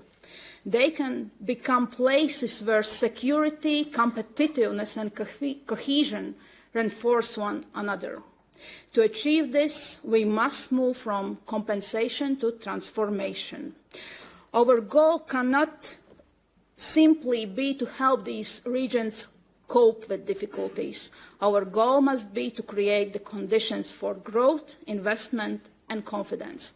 People must see a future for themselves and their families in these regions. And if eastern border regions are truly a strategic priority, this must be reflected in the next multi-annual financial framework. Strategic priorities require strategic resources. Colleagues, strong eastern border regions mean more than secure borders. They mean stronger communities, stronger resilience, and stronger Europe. Thanks very much, Katrina. And Inuit, please, your intervention. Thank you, President. Very brief. First, we stress that security and cohesion must go hand in hand. Investment in defense, border protection should also generate economic opportunities, jobs, innovation, and stronger regional supply chain. Second, we call for a stronger economic support. Here, in the public hearings, we discussed the idea that some of the entities, economic entities from this region, they are not bankable. So we need other instruments than loans for such entities. Third, we underline that the people must remain in the center of the strategy. The right of the people to remain and build their future in this region must be a central objective of the EU action. And finally, we added a sub-chapter about the importance of administrative capacity, local government, civil society, and cross-border cooperation. We think that the European Commission should be more innovative in the way that capacity building for the regional entities are to be designed, because with the current approach we got the feedback from this region that things could not work on the way we want. And our message is clear: we cannot have a strong eastern border without strong eastern border regions. So please support our opinion. Thank you. Thank you very much. And again, I will now move to the speakers. Again, I can't promise you we will get to everyone, but we'll do our best. So I'm starting with Mr. Florian. Please, Mr. Martin, please take the floor. Thank you so much, Mr. President. The war in Ukraine changed many things, but above all, it changed the conversation. It reminds us that security is not only about armies and borders. It's about people who feel that their home is worth defending. It's about regions that are strong enough to stand. For far too long, the communities along our eastern border carried worries that the rest of Europe was slow to share. They were not wrong to worry. And today, for the first time in a long time, Europe is beginning to give a real answer. Let me speak about one place where this answer must become real. Mangalia, a Romanian city on the Black Sea, the sea that this strategy calls vital for European security. I live in that city. Mangalia shipyard, the most important naval facility on the coast, is today in deep crisis. Workers who spend their life building ships for European waters have lost their livelihoods.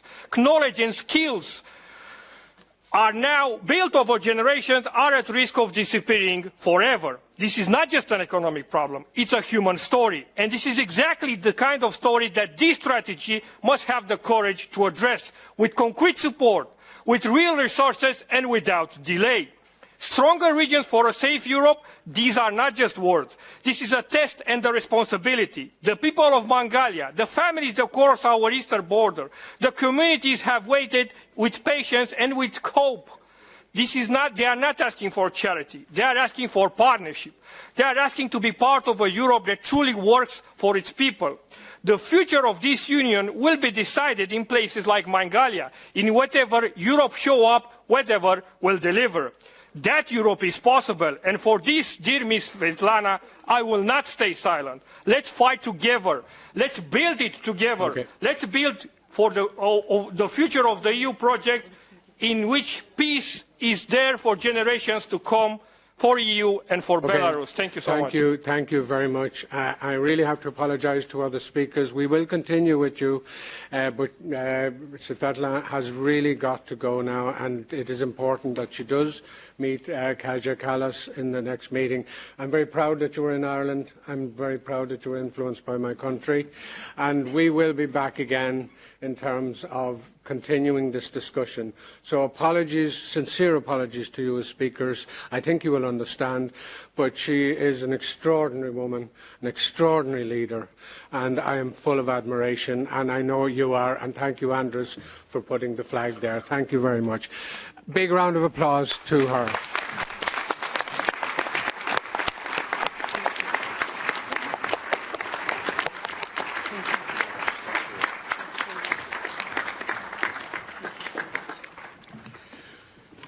And again, I apologise sincerely to the other speakers. I know you wish to speak in her presence, but you will get the opportunity, I know, again. So, Elena Calestro, the floor is yours. She will hear some of your words as she leaves. Thank you so much, and thank you, President Tsikhanouskaya, for being with us. I think we've had quite a good example of what it means to actually have the right to stay and what happens when that right is taken away from you.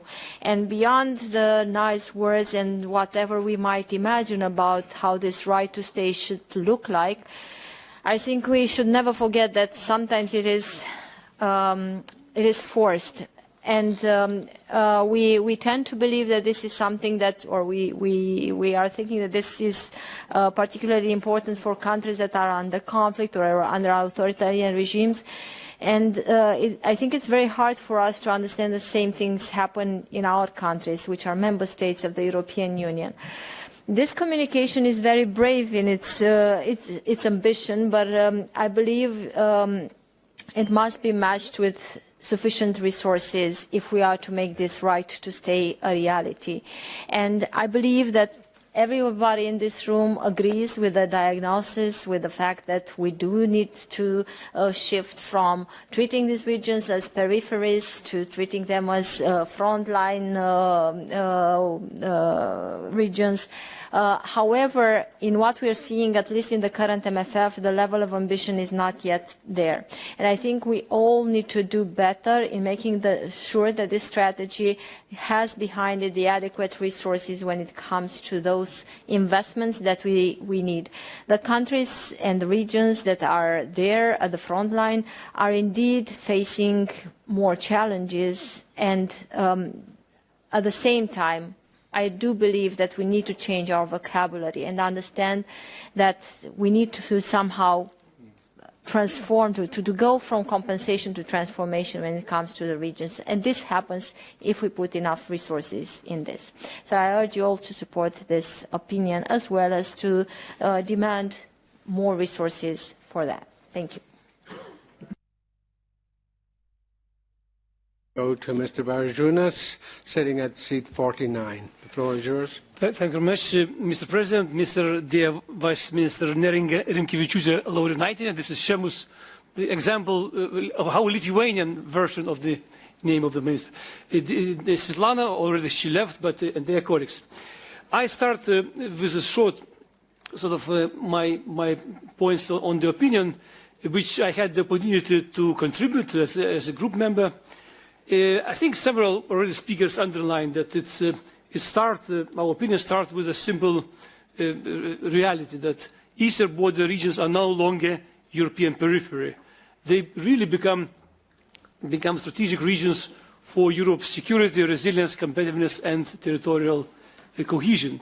Since Russia's full-scale invasion of Ukraine, these regions have faced a unique combination of challenges, and many of you already underlined hybrid threats, economic disruption, low investment attractiveness, and indeed demographical decline. But these are not only regional challenges, they increasingly affect the Union as a whole. That is why the opinion calls for more geopolitical and place-based approach. Eastern border regions should not simply be supported through compensation mechanism, which is that would be wrong. They should be better integrated into European transport, energy, digital innovation networks and recognized as a strategic asset of the EU. And the central question, in my opinion, is whether these challenges can be addressed through the reallocation of existing resources alone, or whether their growing strategic importance requires dedicated additional funding in the multi-annual financial framework. I therefore strongly welcome the opinion's call for dedicated allocation for the eastern borders regions under the new MFF. The opinion also rightly highlights the need to improve investment conditions through dedicated programme calls, guarantee instruments and risk-sharing mechanisms. Equally important is the greater flexibility under state aid rule.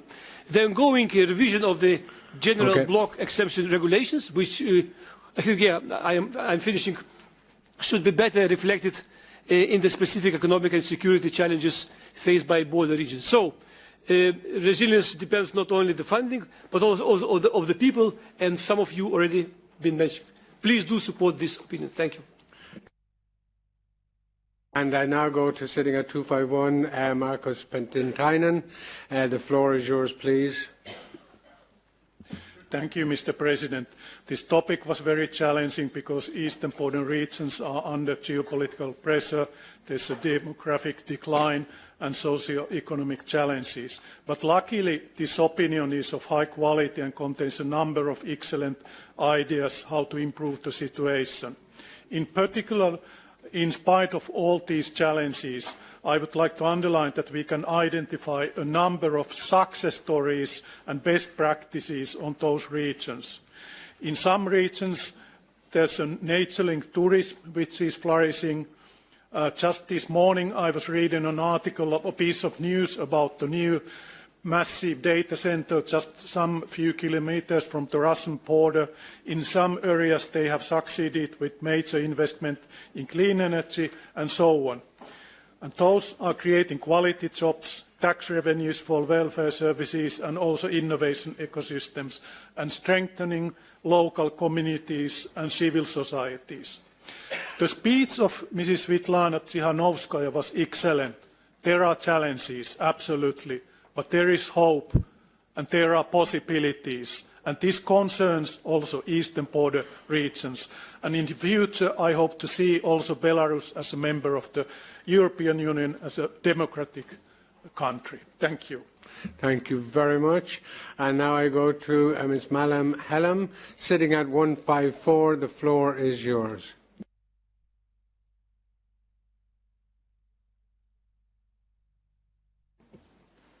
Hello? Okay. Dear colleagues, I strongly support the opinion, and I would like to highlight some additional aspects. Usually when you talk about strategy on eastern regions, we focus primarily on defense, infrastructure, connectivity and investment. Their importance is beyond the question. But, however, the experience of frontline states demonstrate that resilience depends on more than physical infrastructure or security measures alone. Civil society organizations, local media, volunteer networks and community initiatives are often the first to respond in times of crisis. For this reason, I encourage us to recognize civil society not merely as a sector deserving support, but also as a strategic resilience partner. This should be also reflected in the priorities of the next multi-annual financial network. The EU should provide targeted and long-term support for organizations working in eastern border regions on democracy. And I would like to say that supporting resilient communities also means supporting those who continue to defend democratic values under pressure, both in the EU and beyond its borders. Thank you. Thank you indeed. Thank you very much. I now like to go to seat 108, Adeline Dabou. The floor is yours. Dear guests, dear colleagues, life is different at the edges of Europe in Romania since the war in Ukraine started. People are leaving, deepening the labor market deficits. Business are paying a security premium. Higher borrowing costs, lower investors' confidence. Tourism cannot thrive under the threat of drones. Hybrid threats are also present, dismantling the local social cohesion. Eastern border regions should be treated as strategic EU frontiers, just as my previous colleagues have mentioned, rather than national borders, with a comprehensive place-based response, including a strong cohesion allocation from the new MFF to reflect the magnitude of the challenges they are facing and the value you are putting into soft defense, not only on heavy defense and arms. The eastern borders need cohesion more than ever. The SMEs on the ground, the people on the ground, to give them the right to stay and businesses the opportunity to thrive. Thank you. Very much. Now to go to Linda Romele, sitting at 294. The floor is yours. Thank you. I will speak in Latvian. Please take your headphones. Es vēlētos izcelt tieši Baltijas reģionu, kas robežojas ar Krieviju. Latvija ir viena no tām valstīm, viena no 3 Baltijas valstīm, kas atvēl aizsardzībai un drošībai 5% no iekšzemes koprodukta. Tajā pat laikā ir valstis, kuras nesasniedz pat 2%. Pēdējā laikā Latvijā un Lietuvā ir ielidojuši vairāki droni, kuri ir sekmīgi arī notriekti ar šādu vai citādu palīdzību. Bet mēs ticam Ukrainas spējām atgūt savu zemi. Jau tagad Latvija atvēl noteiktu procentu no aizsardzības budžeta Ukrainas kara spēju stiprināšanai. Ironiski par celtniecības nozari kļūst patvērtņu izbūve austrumu pierobežas reģionā sevišķi. Un šeit būtu arī jāuzsver, ka tam ir pakārtota ekonomika, jo uzņēmumi diemžēl nevēlās investēt austrumu reģionā valstī. Un jāsaka tā, ka vēl arī, protams, stipri reģioni drošai Eiropai. Un te būtu arī jāuzsver tas, kas ir arī ziņotājas atzinumā arī rakstīts par to, ka mums būtu jādomā arī par demogrāfiju. Un gribētos ticēt un domāt, ka demogrāfija šajā ziņojumā ir viena no tām prioritātēm, jo tiešām, ja nebūs cilvēki, kas dzīvo Latvijā un starp mums un arī citās tātad Baltijas valstīs un Austrum Eiropas reģionu valstīs, mēs nevarēsim aizstāvēt savu valsti un nostiprināt savas spējas. Ir arī neatrisināts jautājums, arī, kas būtu arī tad interesanti un noderīgi šīs komitejas sakarā. Tas ir par valsts darba devēju un arotbiedrību sadarbību. Tas vēl pagaidām ir neatrisināts jautājums, bet ziņojumā ir uzsvērti arī sociālie partneri. Paldies! Thank you very much, Linda. And now I go to Andres Gobbins, sitting at 142. The floor is yours. Thank you, President. I sit on the very side, which is deeply symbolic in a discussion on border regions. Border regions and actually the center of Europe is very close to the Belarusian and European border. Depending on how you measure it, is located in Lithuania, in fact, close to the border. And also the border regions are the heartbeat of Europe, because we know the value and the price of freedom. People actively fighting in Ukraine, but also in Belarus, and also in our countries we know the value. This is why we need to do more and better in, first of all, investing in the right to stay in the border regions, but also we have to do much more on Belarus. I have here today the third time the free and democratic Belarusian flag, which is actually the symbol for more action, what we have to do in this House as well. We need to establish a members-based group on Belarus, first. Second, we need to involve Belarusians in our decision-making, in our opinion study groups, as we do with the Eastern partners and also other candidates. And the third is we need to involve Belarusian diaspora in our civil society networks. Thank you, and Žive Belarus. Thank you very much, Andres, and I will note that you've already written to me on this subject, and we have a memorandum of understanding which we will follow through with. I'd now like to go to sitting at 247, Monika Panaitova. Monika, the floor is yours.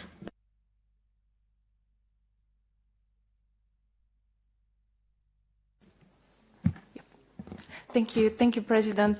Firstly, coming from Bulgaria, I would like to emphasize on the issue of security pressure on eastern border regions, as their security should not be considered as a regional concern of a few member states. It must be recognized as a common European responsibility and a long-term strategic investment. As Europe assumes a greater role in its own defense, so we need stronger defense readiness, a better military mobility and more resilient dual-use infrastructure. The security and resilience of the eastern flank must become a first order priority for the Union, and a stronger Black Sea dimension should be an integral part of this effort. Enhancing regional resilience, situational awareness and maritime security in the Black Sea will reinforce Europe's overall security posture.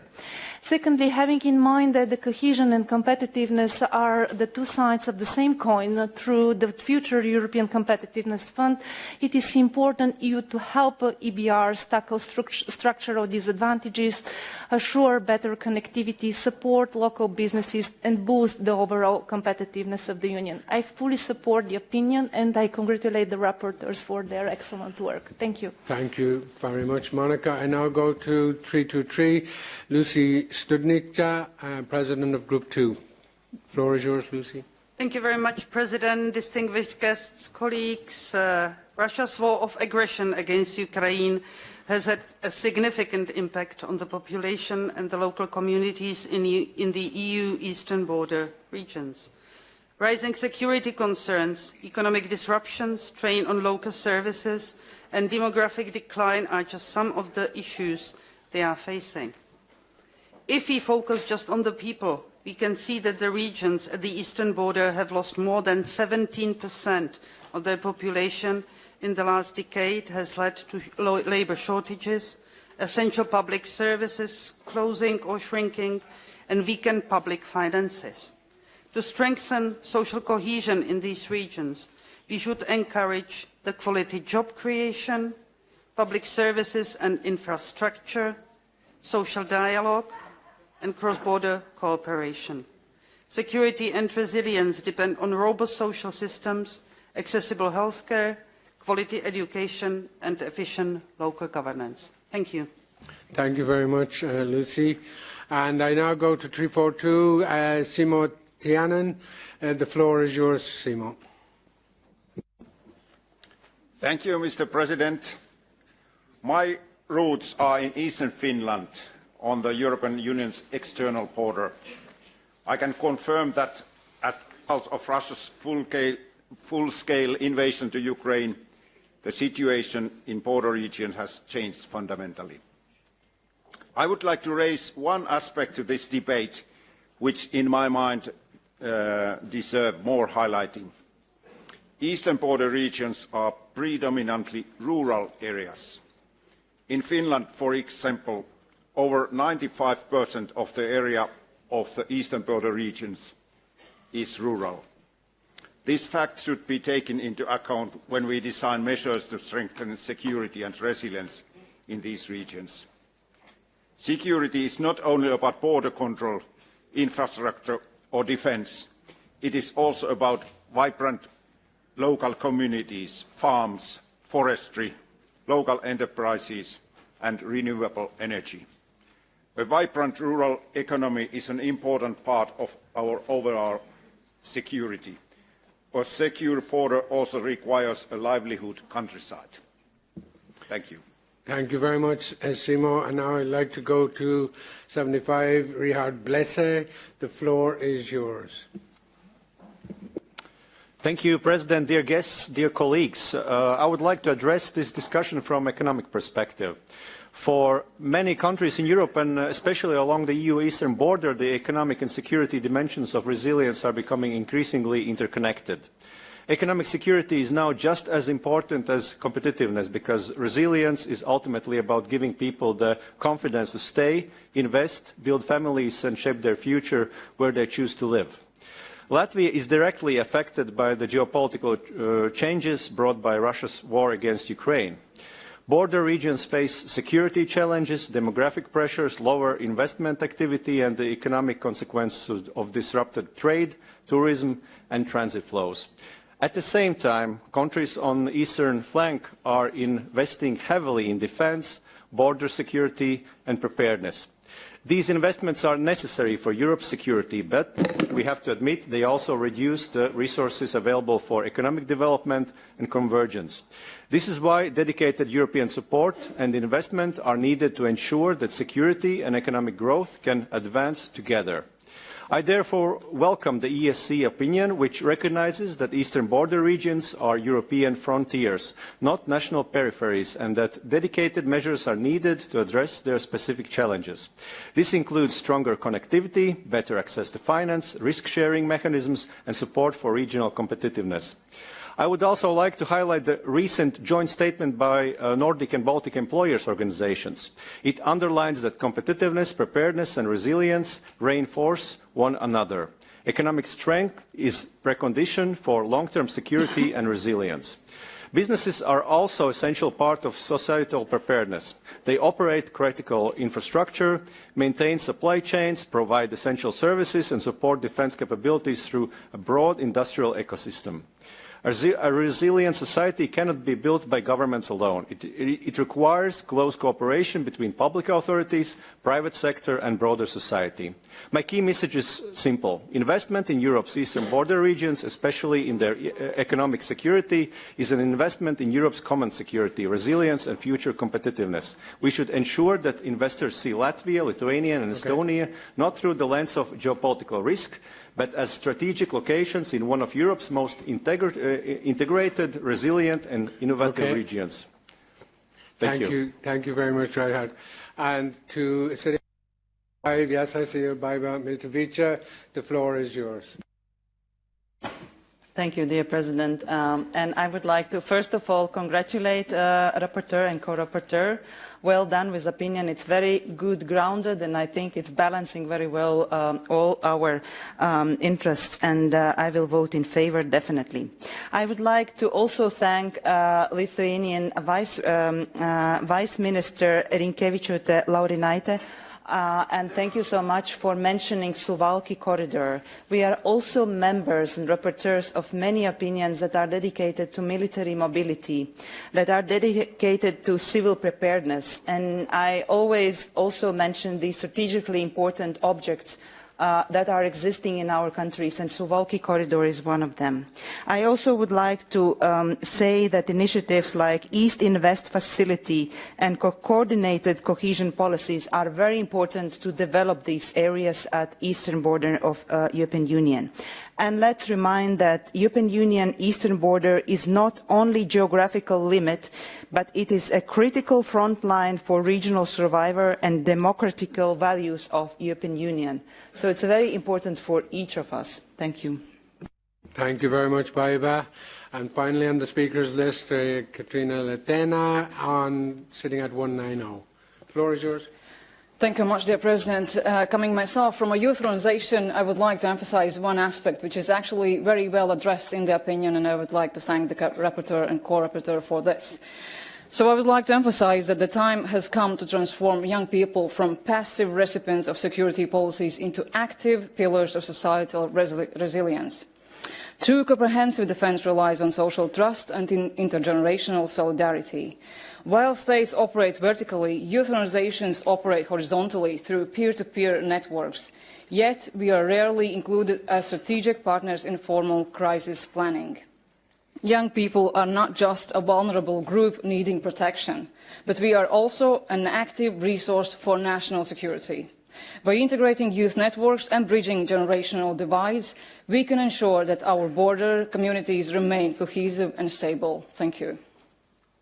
Thank you very much, Katrina, and that is the list of speakers completed.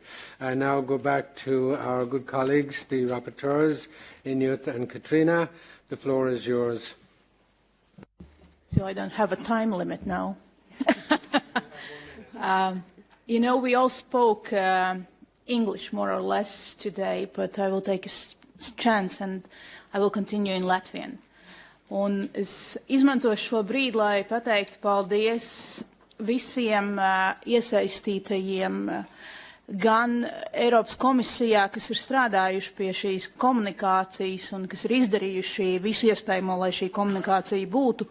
Tas ir politisks lēmums, un mums priekšā visiem vēl ļoti daudz darba, lai šajā komunikācijā pateiktais tiktu īstenots dzīvē. Un es vēlos pateikt paldies arī Jonutam, es vēlos pateikt paldies Florianam par viņa iesaisti, visiem darba grupas locekļiem un ikvienam no jums, sekretariātam, arī paldies prezidentam un kabinetam par šo diskusiju, jo, manuprāt, kā jau es minēju, ziņojums stratēģija ir nepieciešama un īstajā laikā. Paldies. Thank you, Katrina, and to Inuit, finally. Thank you, President, and thank you, dear colleagues, for your interventions. I look to Katrina and we blinked that we are happy that we covered all the issues that you raised in this opinion. Nevertheless, because we had Sviatlana with us today, I think if this strategy will be successful, those regions could act also as bridges for future democratic Belarus, for future membership and democratic Republic of Moldova and Ukraine, and let's hope, let's be optimists, for a future democratic Russia. And thank you again for your support, and I would like to conclude and thank to the Secretariat. They've been a great help for us, and to Yorgos, the administrator. They've done a really great work. Without it, we wouldn't be able to talk with so many people from the countries that they will be recipients of this strategy. Thank you. Thank you very much. And now, if I may start with Hugo Sobral, to take the floor, Europe's Commissioner, Deputy Director General for Regional and Urban Policy. Thank you very much, President, and thanks to all for your comments and questions. First and foremost, also thanks to the rapporteurs for their opinion, which I also find very interesting, enriching, and complements in many areas parts of our communication.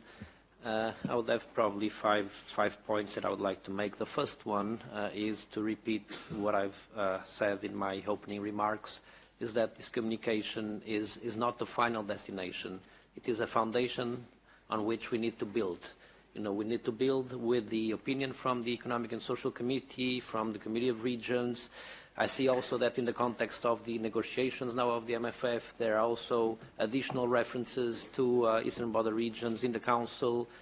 European Parliament's opinion also go in that direction. So it's this type of additions that are, I think, important and that we need to continue. The second message is that these regions are indeed sharing a disproportionate share or having a disproportionate share of the geopolitical impacts of the war of aggression of Russia against Ukraine. So they need to be supported. Third message, I think it's fair to recognize that the scale of needs outpaces what has been offered up to now. So there are more needs than what has been offered. So that's clearly one of the dimensions where we need to continue to build.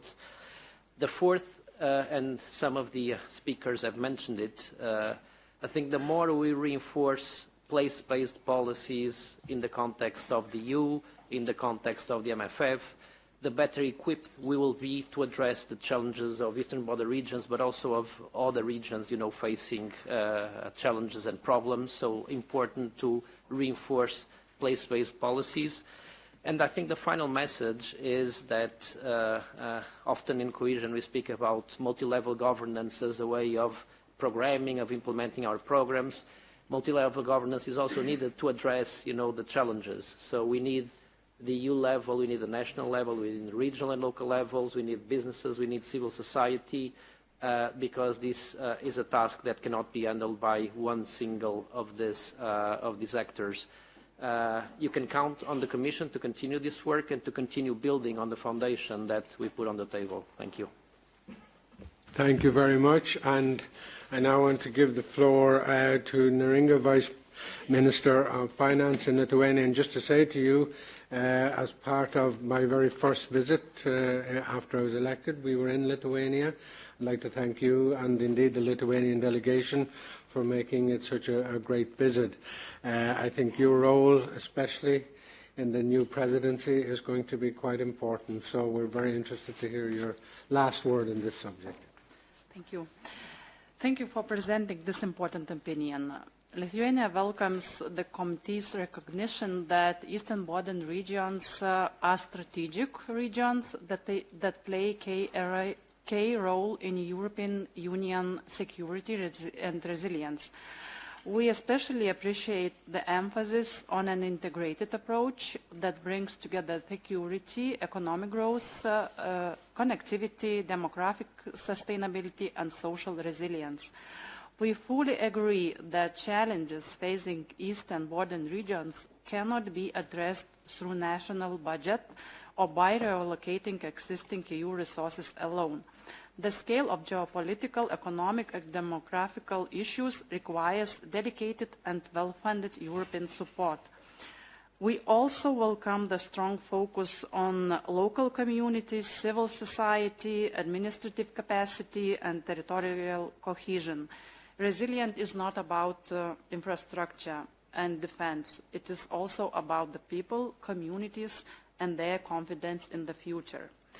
This opinion sends an important message at the key moment as the discussions about next MFF are gaining momentum. Lithuania strongly supports the recommendations on swift implementation of the East Invest facility, targeted measures to strengthen competitiveness and attract investment, improve transport and connectivity links, greater flexibility in state aid rules, stronger protection against hybrid threats, and dedicated actions to address demographic decline and help people remain in their regions. Thanks again for your opinion, and we look forward to future our cooperation with EESC, European Commission, and European Parliament and other stakeholders to ensure that the needs of Eastern Balkan regions are fully reflected in future EU policies and funding programs. Thank you. Thank you, Neringa, dear Vice Minister, for that. And simply to conclude, it is important to say we heard loud and clear that the resilience is not only about infrastructure and defence capabilities, it really is about people. It is about the democratic values. It is about the courage of civil society.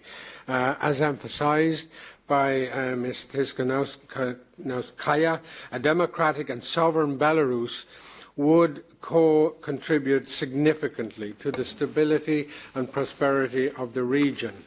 Vice Minister, you have clearly brought, from a Lithuanian perspective, that you are living with these challenges every day. And I certainly got that message loud and strong when I was there. You stand on the front line of Europe, facing hybrid threats, pressures as it is on the border, cyber risks, as I said earlier on, economic consequences of geopolitical actions. You and many other countries here who have spoken. Yet it demonstrates remarkable resilience and determination, and it is about European solidarity, and it does matter for all of Europe. Thank you, Mr. Sobral. You have underlined the importance of translating political commitment into concrete European action. Very pleased that you have been here today to communicate that this is a message which you live with as well on a daily basis. Today's discussion is really making one thing clear. Europe's eastern border regions are not just facing challenges, they are carrying the strategic responsibility for all of Europe. And that really is about Europe's survival. It's also positively about Europe's future.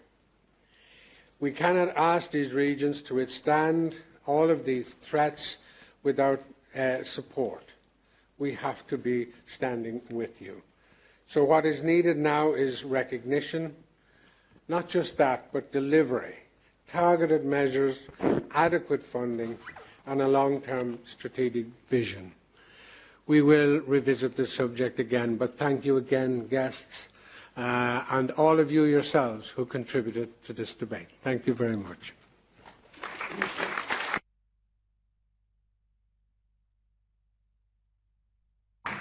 We now just will take the vote before the speakers leave, if that's okay. So the opinion ECO 697, which is the strategies to support the eastern border regions to address their specific challenges and support them in the reorientation of their local authority. We've heard the rapporteur's presentation. There are no amendments, so I am now going to call the vote as open.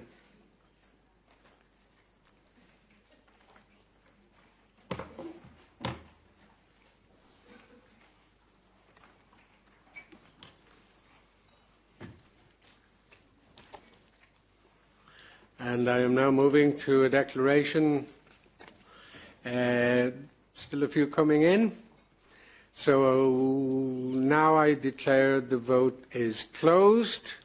The result is 209 in favour, 1 against, absentee 2. So thank you very much.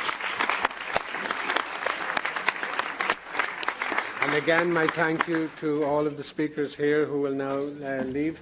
And I appreciate your presence, and we will continue with the plenary as planned. So thank you very much again.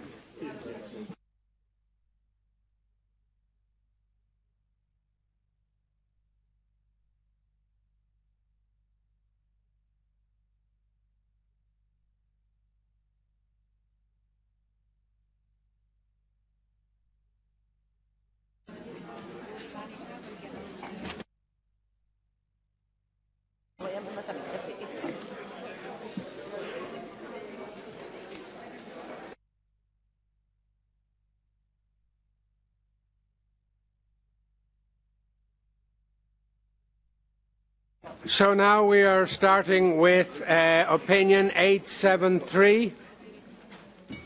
That's 10, section 10, implementing the new European Bauhaus.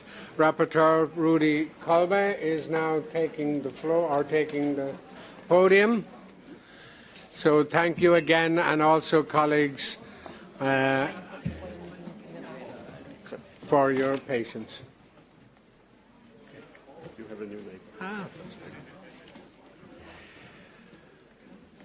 So I think we're ready to start.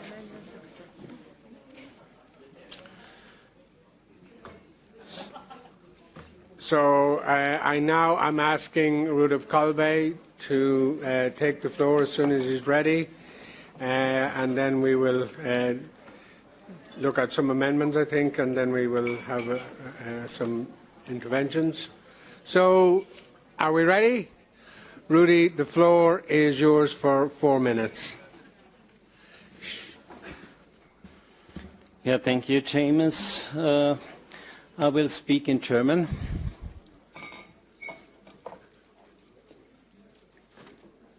Ja, zum Bauhaus war unsere Ausgangsthese von Beginn an klar. Das neue europäische Bauhaus hat einen echten Mehrwert, weil es politische Ziele in konkrete, menschenzentrierte Lösungen übersetzt und dabei grüne Innovation und Wettbewerbsfähigkeit stärken kann. Aber entscheidend ist nicht das Narrativ, sondern die Umsetzung. Was ändert sich tatsächlich in Planung, Vergabe, Sanierung, Bau und Beteiligung? Darum fordern wir erstens den Schritt von Einzelprojekten zu systemischer Wirkung.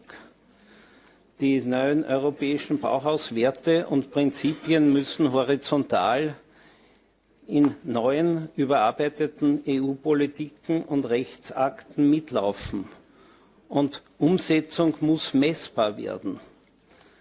Deshalb schlagen wir KPIs für die querschnittliche Implementierung vor und fordern, dass NEB-Prinzipien auch in verpflichtenden Proportionalitätsüberprüfungen berücksichtigt werden können. Zweitens begrüßen wir die Ratsempfehlung zum neuen europäischen Bauhaus und erwarten, dass sie nicht nur zur Kenntnis genommen, sondern aktiv genutzt wird als praktischer Rahmen für Orientierung, Lernen und Unterstützung. Drittens, und das sage ich bewusst zugespitzt, Recht schlägt gute Absicht. Wenn das neue europäische Bauhaus Realität prägen soll, muss es in den Regeln verankert werden. die Entscheidungen steuern. Der Schlüsselhebel ist die Revision der Vergaberichtlinien. Öffentliche Auftraggeber sollen Lebenszyklus- und Qualitätskriterien vorrangig anwenden, gerade bei Leistungen, die unsere gebaute Umwelt formen. Klare, messbare Performance-Ziele sollen zudem gleichwertige Alternativen ermöglichen, damit Vergabe Innovation und Kreislaufwirtschaft fördert, statt nur den niedrigsten Preis. Viertens. Das neue europäische Bauhaus und leistbares Wohnen sind untrennbar. Der nächste Umsetzungsschritt muss stärker auf Investitionen in nachhaltigen, leistbaren und qualitätsvollen Wohnraum und auf die Anwendung der NEB-Prinzipien im Wohnsektor zielen. Als Umsetzungsinstrumente sind die Gebäuderichtlinie und die Renovation Wave zentral. Gleichzeitig benennen wir sehr konkrete Barrieren. Übermäßige Standardisierung kann Innovation bremsen und Kosten treiben. Daher brauchen wir mehr Akzeptanz und Rechtssicherheit für gleichwertige Lösungen plus Vereinfachung, damit auch KMUs Zugang haben. Wohnbaugenossenschaften sollen als zentrale Stakeholder ebenfalls eingebunden werden. Fünftens. Umsetzung braucht Kompetenzen, Daten und Zugang zur Finanzierung. Wir plädieren für professionelle Exzellenz und leicht zugängliches Upskilling, besonders für KMU. Wir fordern bessere Wirkungsanalysen und mehr Evidenz zu Wohlbefinden, Sicherheit, Inklusion und Teilhabe, inklusive Synergien mit Levels und dem Davos-Baukultur-Quality-System. Gleichzeitig muss Förderung erreichbar werden. Vereinfachte Kleinförderungen, weniger Hürden und echte lokale Unterstützung auch über National Contact Points. Und Beteiligung muss die ganze Vielfalt erreichen. Digitale Tools dürfen keine neuen Ausschlüsse erzeugen. Ich ersuche euch daher um Unterstützung für die Annahme der Stellungnahme. Thank you very much, Rudy. Thank you for that excellent presentation. I now go to open the floor for the debate. We have Karina Marafa-Benga. Karina, the floor is yours. Thank you very much, President. I'll be very brief. Just want to thank the rapporteur, Rudy, for his excellent mastery of the study group's meeting. I was a member of the study group, and for managing to take all the views into account. What I particularly like about this opinion is that it stresses, for instance, how we urge the Commission to call on public authorities to incorporate life cycle and quality criteria in all frameworks of future work, including the Public Procurement Directive. And I know that this month we received the referral on the Public Procurement Directive, and I hope that the colleagues that will work on this study group can take further this idea from the Bauhaus opinion and deepen it, elaborate further, and so on. I think we're making an excellent point in the opinion, but we need to put a little bit more flesh on the bone in the upcoming work that we're doing on this. Thank you. Thank you very much, Karina. I now go to Gabor Hello, who is there at 132. Dear President, dear all, thank you very much. I will be very short. Just a few months ago, we decided about European housing policy with a big amount of yes. Housing is a huge and permanent problem in all over Europe, and our country, Hungary, is a European champion in increasing of housing prices, taking into account the last 10 years. I would like to emphasize and take back to that opinion and emphasize the private and public partnership in the context of housing, and I would like to emphasize the rental as another solution as well here. Thank you very much. Thank you, Gabor. And that is the speakers. So I go back to you, Rudy, to reply. Yeah, thank you. Thank you also, Corina, for mentioning our study group, because that was a study group how I imagine that most of the study groups should work, because every group of our committee was represented, was active, and it was possible to find text solutions that was acceptable for all of us. So that's a very good collaboration, and therefore many thanks to the members of the study group, and of course also to the supporting secretariat of the section. Thank you. Thank you very much, Rudy, and thank you indeed the study group members and all of those involved. I understand the amendments accepted and co-signed by the rapporteur, so unless they are disagreed with, which you've all got information on, so I look around the floor just to check in case anybody disagrees. I'm seeing no objections, so the amendments are accepted. And in that context, I now put the opinion to the vote. The vote is open.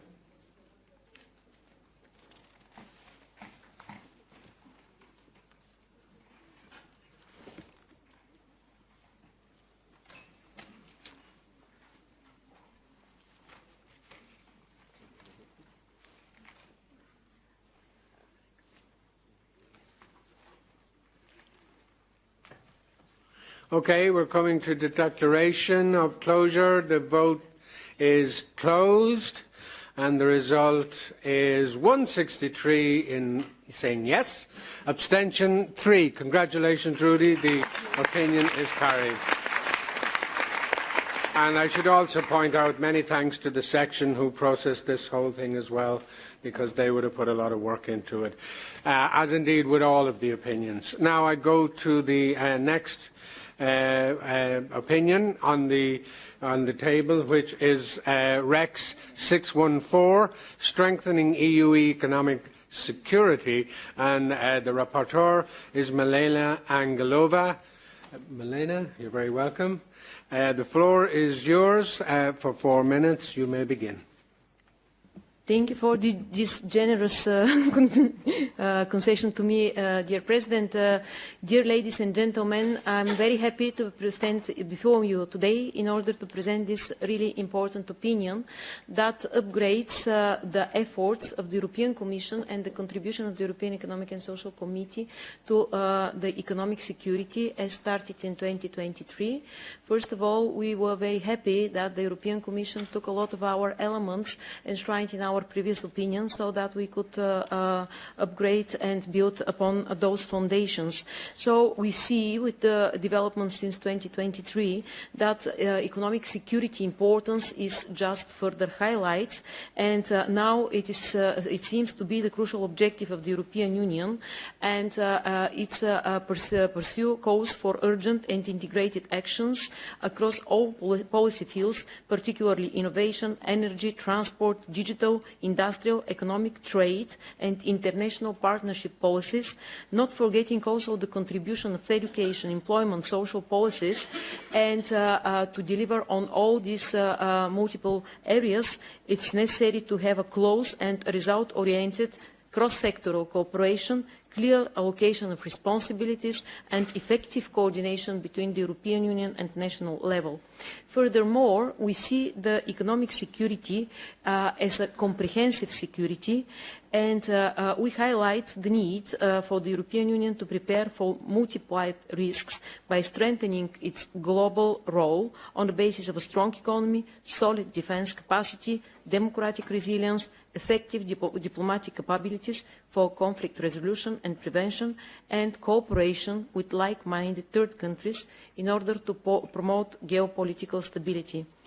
We also call for targeted horizontal high-impact measures, such as improving the European overall competitiveness, investment attractiveness and resilience, and enhancing the openness of both the internal and external markets, recognizing its specific importance to small economies and making a clear distinction between low and high-risk dependencies. We also would like to see the development of strong, innovative and diverse production and technological base facilitated by improving secure access to all key inputs, including critical raw materials and affordable and clean energy, and by boosting the development of labor market-compatible skills and competencies and top-tier know-how in key technologies such as AI and life sciences-based solutions, along with targeted and proportionate measures to strengthen critical or strategic sectors and to ensure a just transition for workers, citizens and business alike. I would like to take my last minute to thank everyone that contributed to this very demanding work, and most importantly, the colleagues from the study group and from the REC section. I'm looking at you, Tanya, as well, but also at Luca and all of you who contributed to this work and made the miracle possible to have absolute anonymity in the REC section. And last but not least, I would like to thank the President of the committee, Séamus Bolland, because yesterday I was speaking in a high-level conference, and in the video pre-recorded message, Mr. Bolland praised me as rapporteur to speak after him, and I had very, very warm welcome by the hosts. So congratulations, Séamus, for the excellent job that you are doing. Thank you very much. Appreciate that. Thanks. Good. Glad I can help. Now we open it to the floor, and I go to number 86, Tanya Buzek. The floor is yours.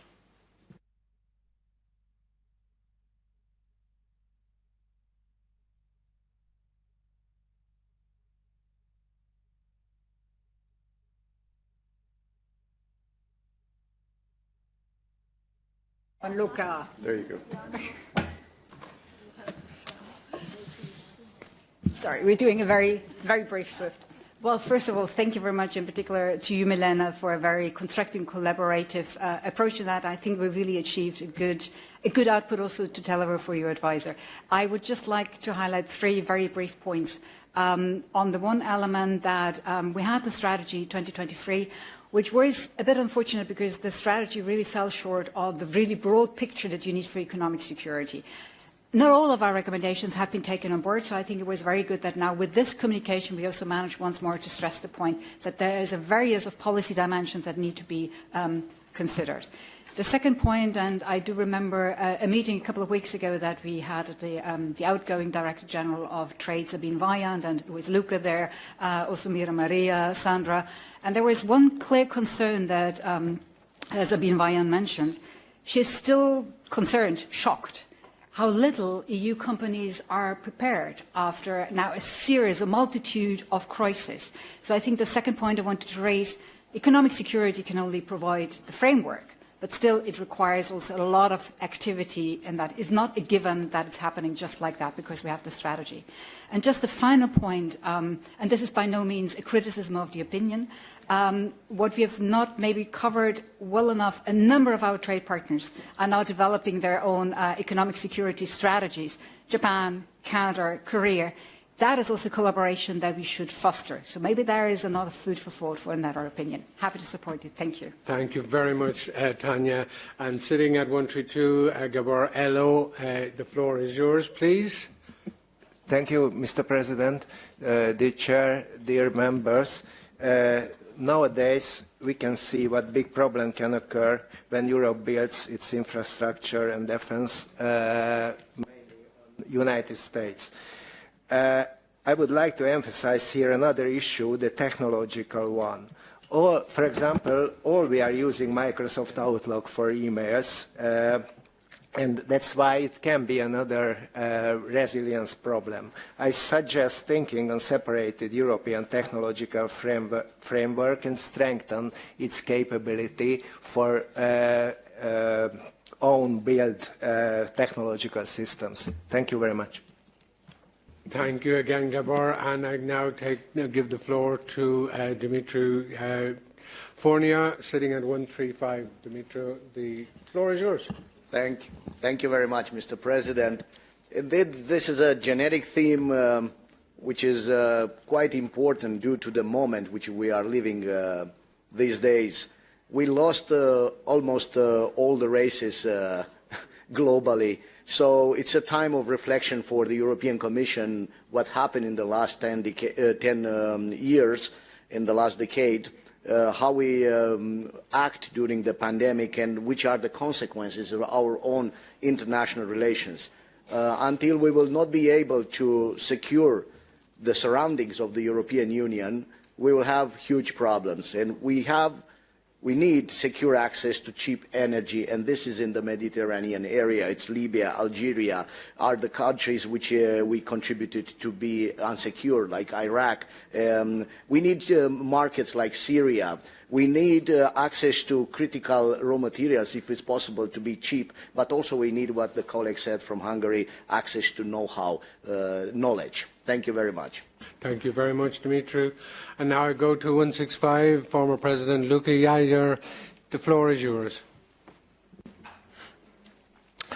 Thank you, President, and thank you, Milena, for the work you realized.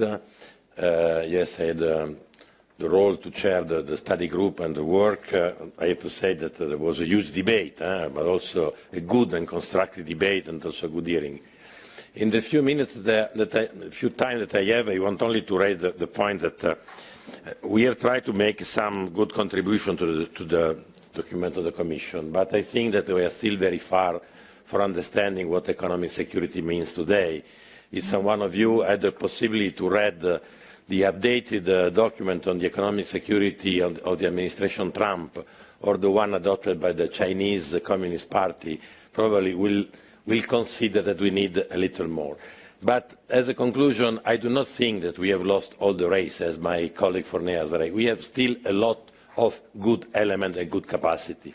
If not, would not be understanding why the Mercosur or India want to sign trade agreement with us. But we have to be consistent to link the construction of the internal market, the investment, appropriate investment in technology, industrial policy, to keeping open market worldwide. So thank you, Milena, and I invite you to vote for this opinion. Thank you, Luca. And now finally, 306, Martin Schaffernath. The floor is yours. Thank you, Mr. President. Please, colleagues, take your earphones. I take the opportunity to speak in German. Ich möchte Milena gratulieren. Ich war auch Teil dieser Studiengruppe und ich glaube, wie schon gesagt wurde, die Diskussion war sehr kontroversiell. Aber unsere Botschaft in dieser Stellungnahme ist klar: Europa muss seine wirtschaftlichen Grundlagen stärken mit einem funktionierenden Binnenmarkt, einer leistungsfähigen Industrie, der sicheren Energie- und Rohstoffquellen sowie den gezielten Innovationen in Forschung, Technologie und der Qualifikation. Besonders wichtig war uns hierbei auch der gesamtgesellschaftspolitische Ansatz der Einbindung der Sozialpartner, der Unternehmen, der Wissenschaft und der Zivilgesellschaft. Die müssen aktiv in die Gestaltung der wirtschaftlichen Sicherheitsstrategie mit eingebunden werden. Denn die wirtschaftliche Sicherheit ist letztendlich unsere Grundlage für den Wohlstand, der Beschäftigung, der sozialen Zusammenhalt und der strategischen Autonomie Europas. Wie Milena auch schon gesagt hat, es war wirklich ein tolles Erlebnis, auch in der Rex-Section, diese Einstimmigkeit zu dieser Stellungnahme. Nochmals herzliche Gratulation und ich hoffe, dass wir heute auch ein sehr gutes Ergebnis in diesem Plenum für diese Stellungnahme zusammenbringen. Dankeschön. Thank you again, Martin, very much. And now, Milena, the reply is for you. Thank you very much, President. I'll start from the common denominator of the comments. So the technological fortress building that we see last week, for example, with the states limiting the access of non-US citizens to the AI advancement, but also they limit access to non-US citizens to their Google taxis, for example. So I don't think that building a technological fortress is really the future of this world, because it has never been the foundation of the economic progress. So that's why I think that Europe has a very important role to play, giving a strong message. I know that the security strategies of US, of China, are quite different from the European Union one, but I think that we cannot allow to build European fortress and to hide inside. because then it's no-go. At the same time, we have to confess that the world is growingly fragmented, but that's why we are here, to stand ready and to defend the cooperation and the free technological advancement together. I would like to thank Tellervo and Anna, the advisor that served for me and for Group 3, for their tireless work in order to arrive there, and hope that the outcome will be deserving. Thank you.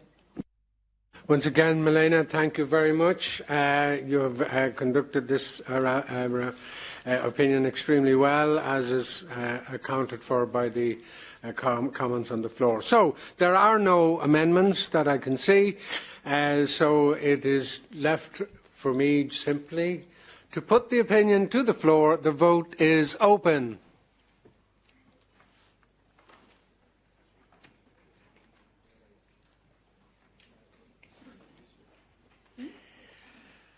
And okay, we're coming nicely to the declaration. Yeah, a few more sneaking in, but I think we're getting there. I will now declare the vote is closed.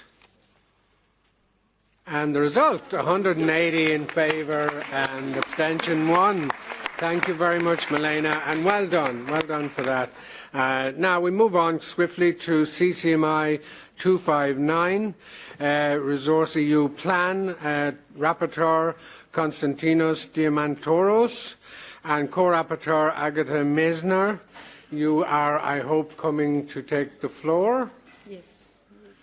They're on their way. Oh, thank you. Okay. While you're coming to the floor, to remind you at the end of this, we're back to JD 99, where the Cypriot delegation have planned an exhibition as well as an evening of celebration in terms of the Cypriot presidency. So I hope everybody will be there and enjoy what promises to be a very good evening indeed. And again, the presidency is coming to an end, and I will say more at the reception, but I really think the Cypriot presidency did a tremendous job. So if you are ready, both of you, Konstantinos or Agatha, you have 2 minutes each, so I'll let you decide who goes first. Off you go. Okay, thank you very much, President. I'll try to stick to the time. This opinion is about RESourceEU, which is about boosting critical raw materials, which is kind of a big topic lately. I'll go straight to some messages which I think are crucial for you to kind of have an understanding of what we're treating here. One, okay, the opinion actually clearly states that critical raw material strategy will succeed if industrial competitiveness is treated as a core priority alongside resilience and sustainability. It does actually touch upon crucial elements such as energy prices, because actually if you want to actually mine CRMs, you need to have affordable prices for energy, and this is really not the case.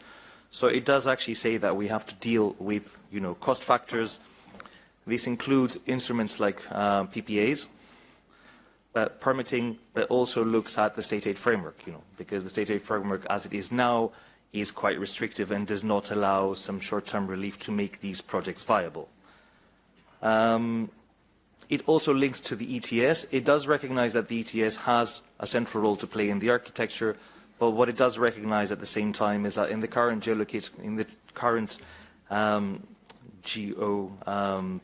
context, it is a cost also which is, hampering the competitiveness of CRM sector. Something else also which is important, it looks at the do no significant harm principle and the taxonomy. I mean, these are, principles which we do welcome, but at the same time, they have had sometimes an effect that because they're applied too strictly, they discourage investments in Europe, which would be done a lot more sustainably and, with protection of human rights and in a lot more holistic manner than done abroad. So what we're saying is have a proportionate kind of implementation of these principles to make sure that we can actually keep and actually boost such investments in Europe. And this is something also important. We do kind of welcome that there is some financing for the strategy, but we say that 3 billion allocated is not sufficient. And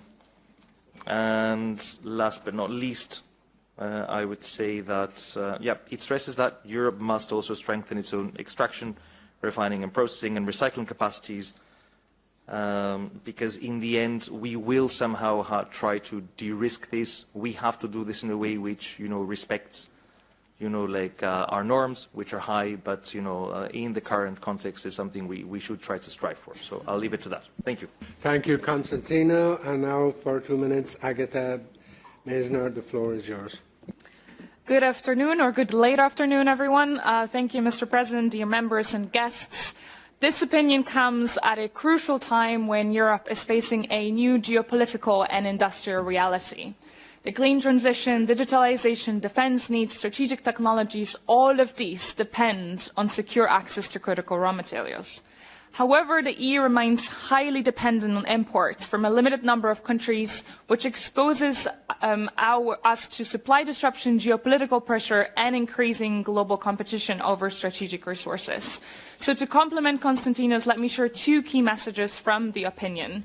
Firstly, it is circularity that must become a central pillar of Europe's raw materials strategy. But over the last years, circularity's ambition has been co-opted and minimized to be equivalent to recycling. Circularity is and has always been, first and foremost, about prevention, reusability, and repairability.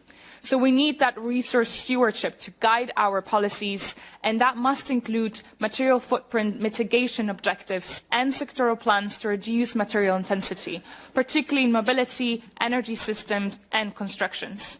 And secondly, the opinion strongly emphasizes transparency, accountability, and social acceptance.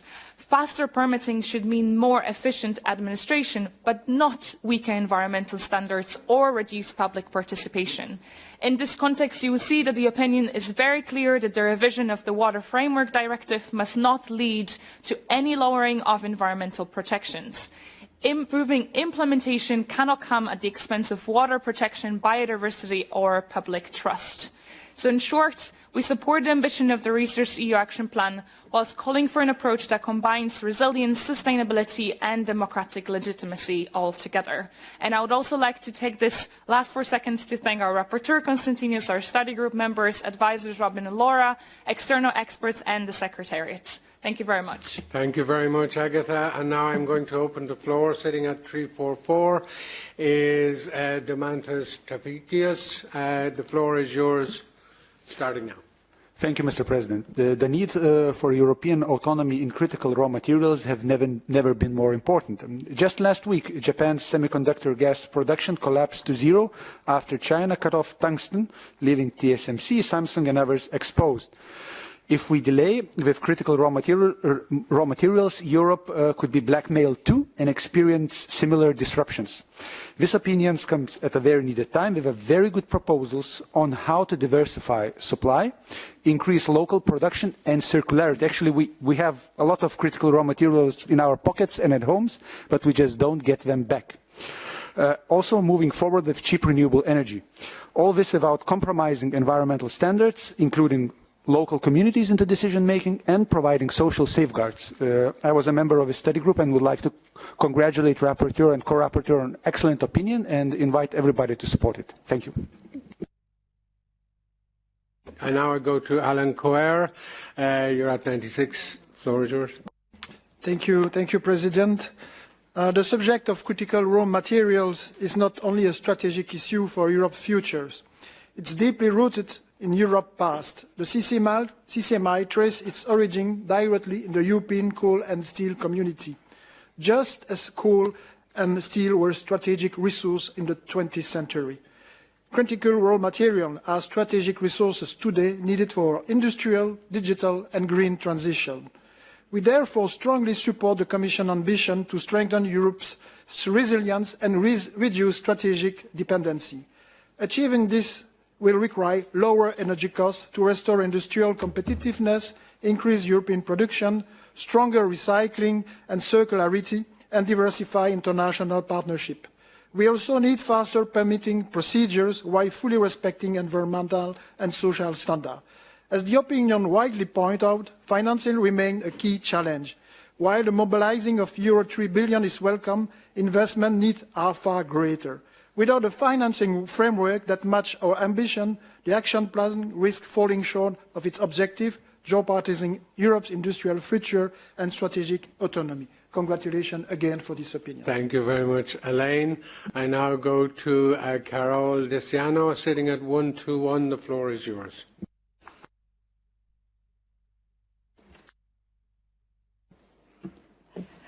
L'Europe dépend à 90% de l'importation des ressources essentielles de nos industries, les terres rares, le lithium, le cobalt, le silicium.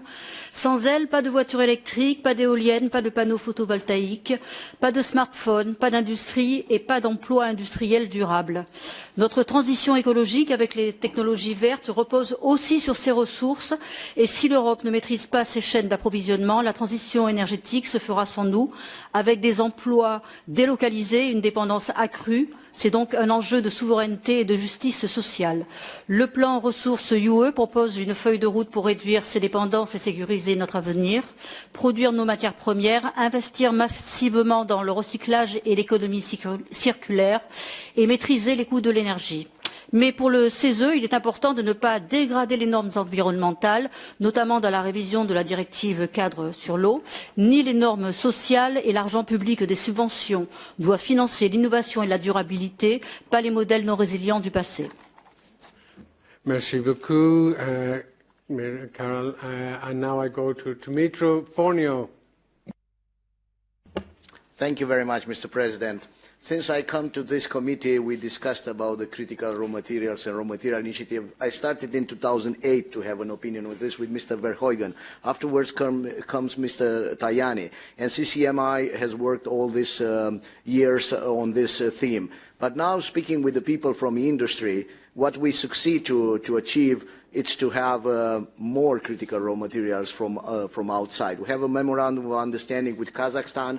We have with Argentina the same. We had been involved in the El Saltam lithium facility site, but we arrived to the conclusion that if we want to process in Europe, these raw materials will be impossible. So all these raw materials will be processed in China, and we will stay in the same position if we will not act now. Thank you. Dimitru, and to Arno Schwartz at 309. Merci Monsieur le Président. Félicitations au rapporteur, à la co-rapporteure, à tout le groupe d'études qui a travaillé sur cet avis.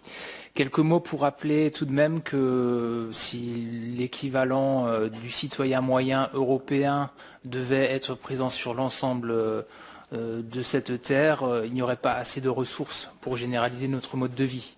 Donc on a aussi besoin de chercher à réduire notre impact avant tout. Et deuxièmement, en termes de démocratie, toujours se rappeler que le temps passé au débat, au dialogue, est du temps gagné sur la suite, sur la réalisation des projets, sur leur qualité, sur l'acceptabilité sociale. Donc vouloir accélérer les permis accordés pour des nouveaux projets, c'est une chose, mais le faire au détriment de la démocratie participative, ça serait perdre plus de temps au final. Soyons prudents. Merci. Merci Arnaud. And now I go to Anna Schumacher, 307. Rapporteur and co-rapporteur, congratulations. You really nailed it down, and especially to you, Agatha. I don't know how you did that pitch and how you gave it to us, but this is so crucially important. Geopolitics combined with, let's say, sustainability. That's how I read it.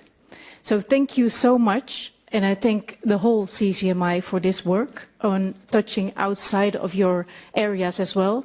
So full support, and I hope EESC members will support you and that you will activate not only us, but also actors outside of this room. Thank you very much. And I now go to Christophe Beguinet. You are sitting at 57. The floor is yours. Merci, Président. I will speak in French. Je vais m'exprimer en français. Donc, je me réjouis de ce travail qui a été mené par un groupe auquel je ne participais pas. J'aurais aimé y participer, mais en tout cas, il est très heureux qu'on ait pu travailler là-dessus. Je voulais simplement apporter un éclairage supplémentaire que j'avais pu partager en section éco. Je vais vous donner juste 2 chiffres. Hein. Le chiffre d'affaires des aimants permanents qui rentrent dans la problématique évoquée, au niveau mondial, c'est 80 milliards de dollars. Ça permet l'économie de 3 000 milliards. C'est-à-dire qu'en fait, on a des coefficients multiplicateurs qui sont énormes. Et donc, les matières critiques qu'on évoque ici, elles sont essentielles pour un pan d'activité qui est bien supérieur à ce qu'elle représente elle-même. Donc c'est absolument fondamental d'avoir cette préoccupation centrée sur cette partie de la chaîne de valeur qui est absolument critique pour notre économie européenne. Merci. Merci beaucoup, Christophe. Thank you very much.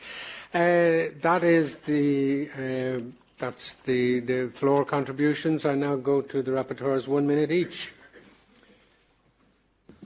Yes, thank you for the positive comments. Yeah, I think we tried to strike that balance, and we do kind of strike that balance of the need, kind of, and a sense of urgency to boost the CRMs, while not kind of undermining environmental standards. And there's different ways also to speed licensing. Maybe a little bit of optimism, because Mr. Fornea said our dependency is increasing. Maybe you don't know that there's a CRM project in Greece going on gallium, and if it actually goes ahead, it will make us 100% sufficient, in Europe, and now we're about 95, dependent on China. So things are moving, maybe slowly, but things are moving. So maybe I just stop on that little note of optimism. Thank you. Thank you. I will just mention, and first of all, thank you so much for all of your inputs, that what I think is extremely important is that when we think about EU's response to a geopolitical competition, we're not replicating extractive power politics, and we're not externalizing environmental social costs elsewhere.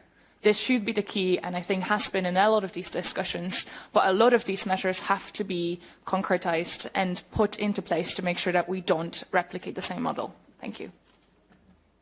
And thanks again to both of you for the incredible work, and indeed the CCMI and all of the people involved in this opinion. Now I'm looking at the final part of this, which tells me that some amendments were accepted. So I think if you want... Oh, just one amendment. One amendment was accepted. So, but I do have to ask you, do you agree with that acceptance? And if you do, and it looks like you do, so that's accepted. Therefore, we now put the opinion to the floor. The vote is open.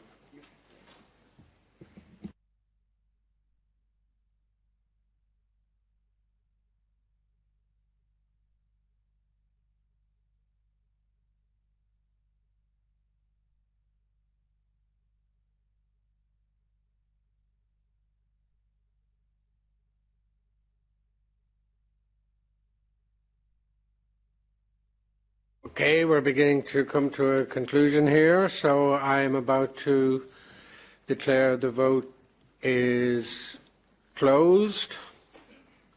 A few snuck in there, but anyway. We've got a result, yes, 174, abstention 1, no, nothing against. Thank you both, and to your section as well. Okay, we're coming to the conclusion of today's part of the plenary. Just a couple of things to say before we adjourn.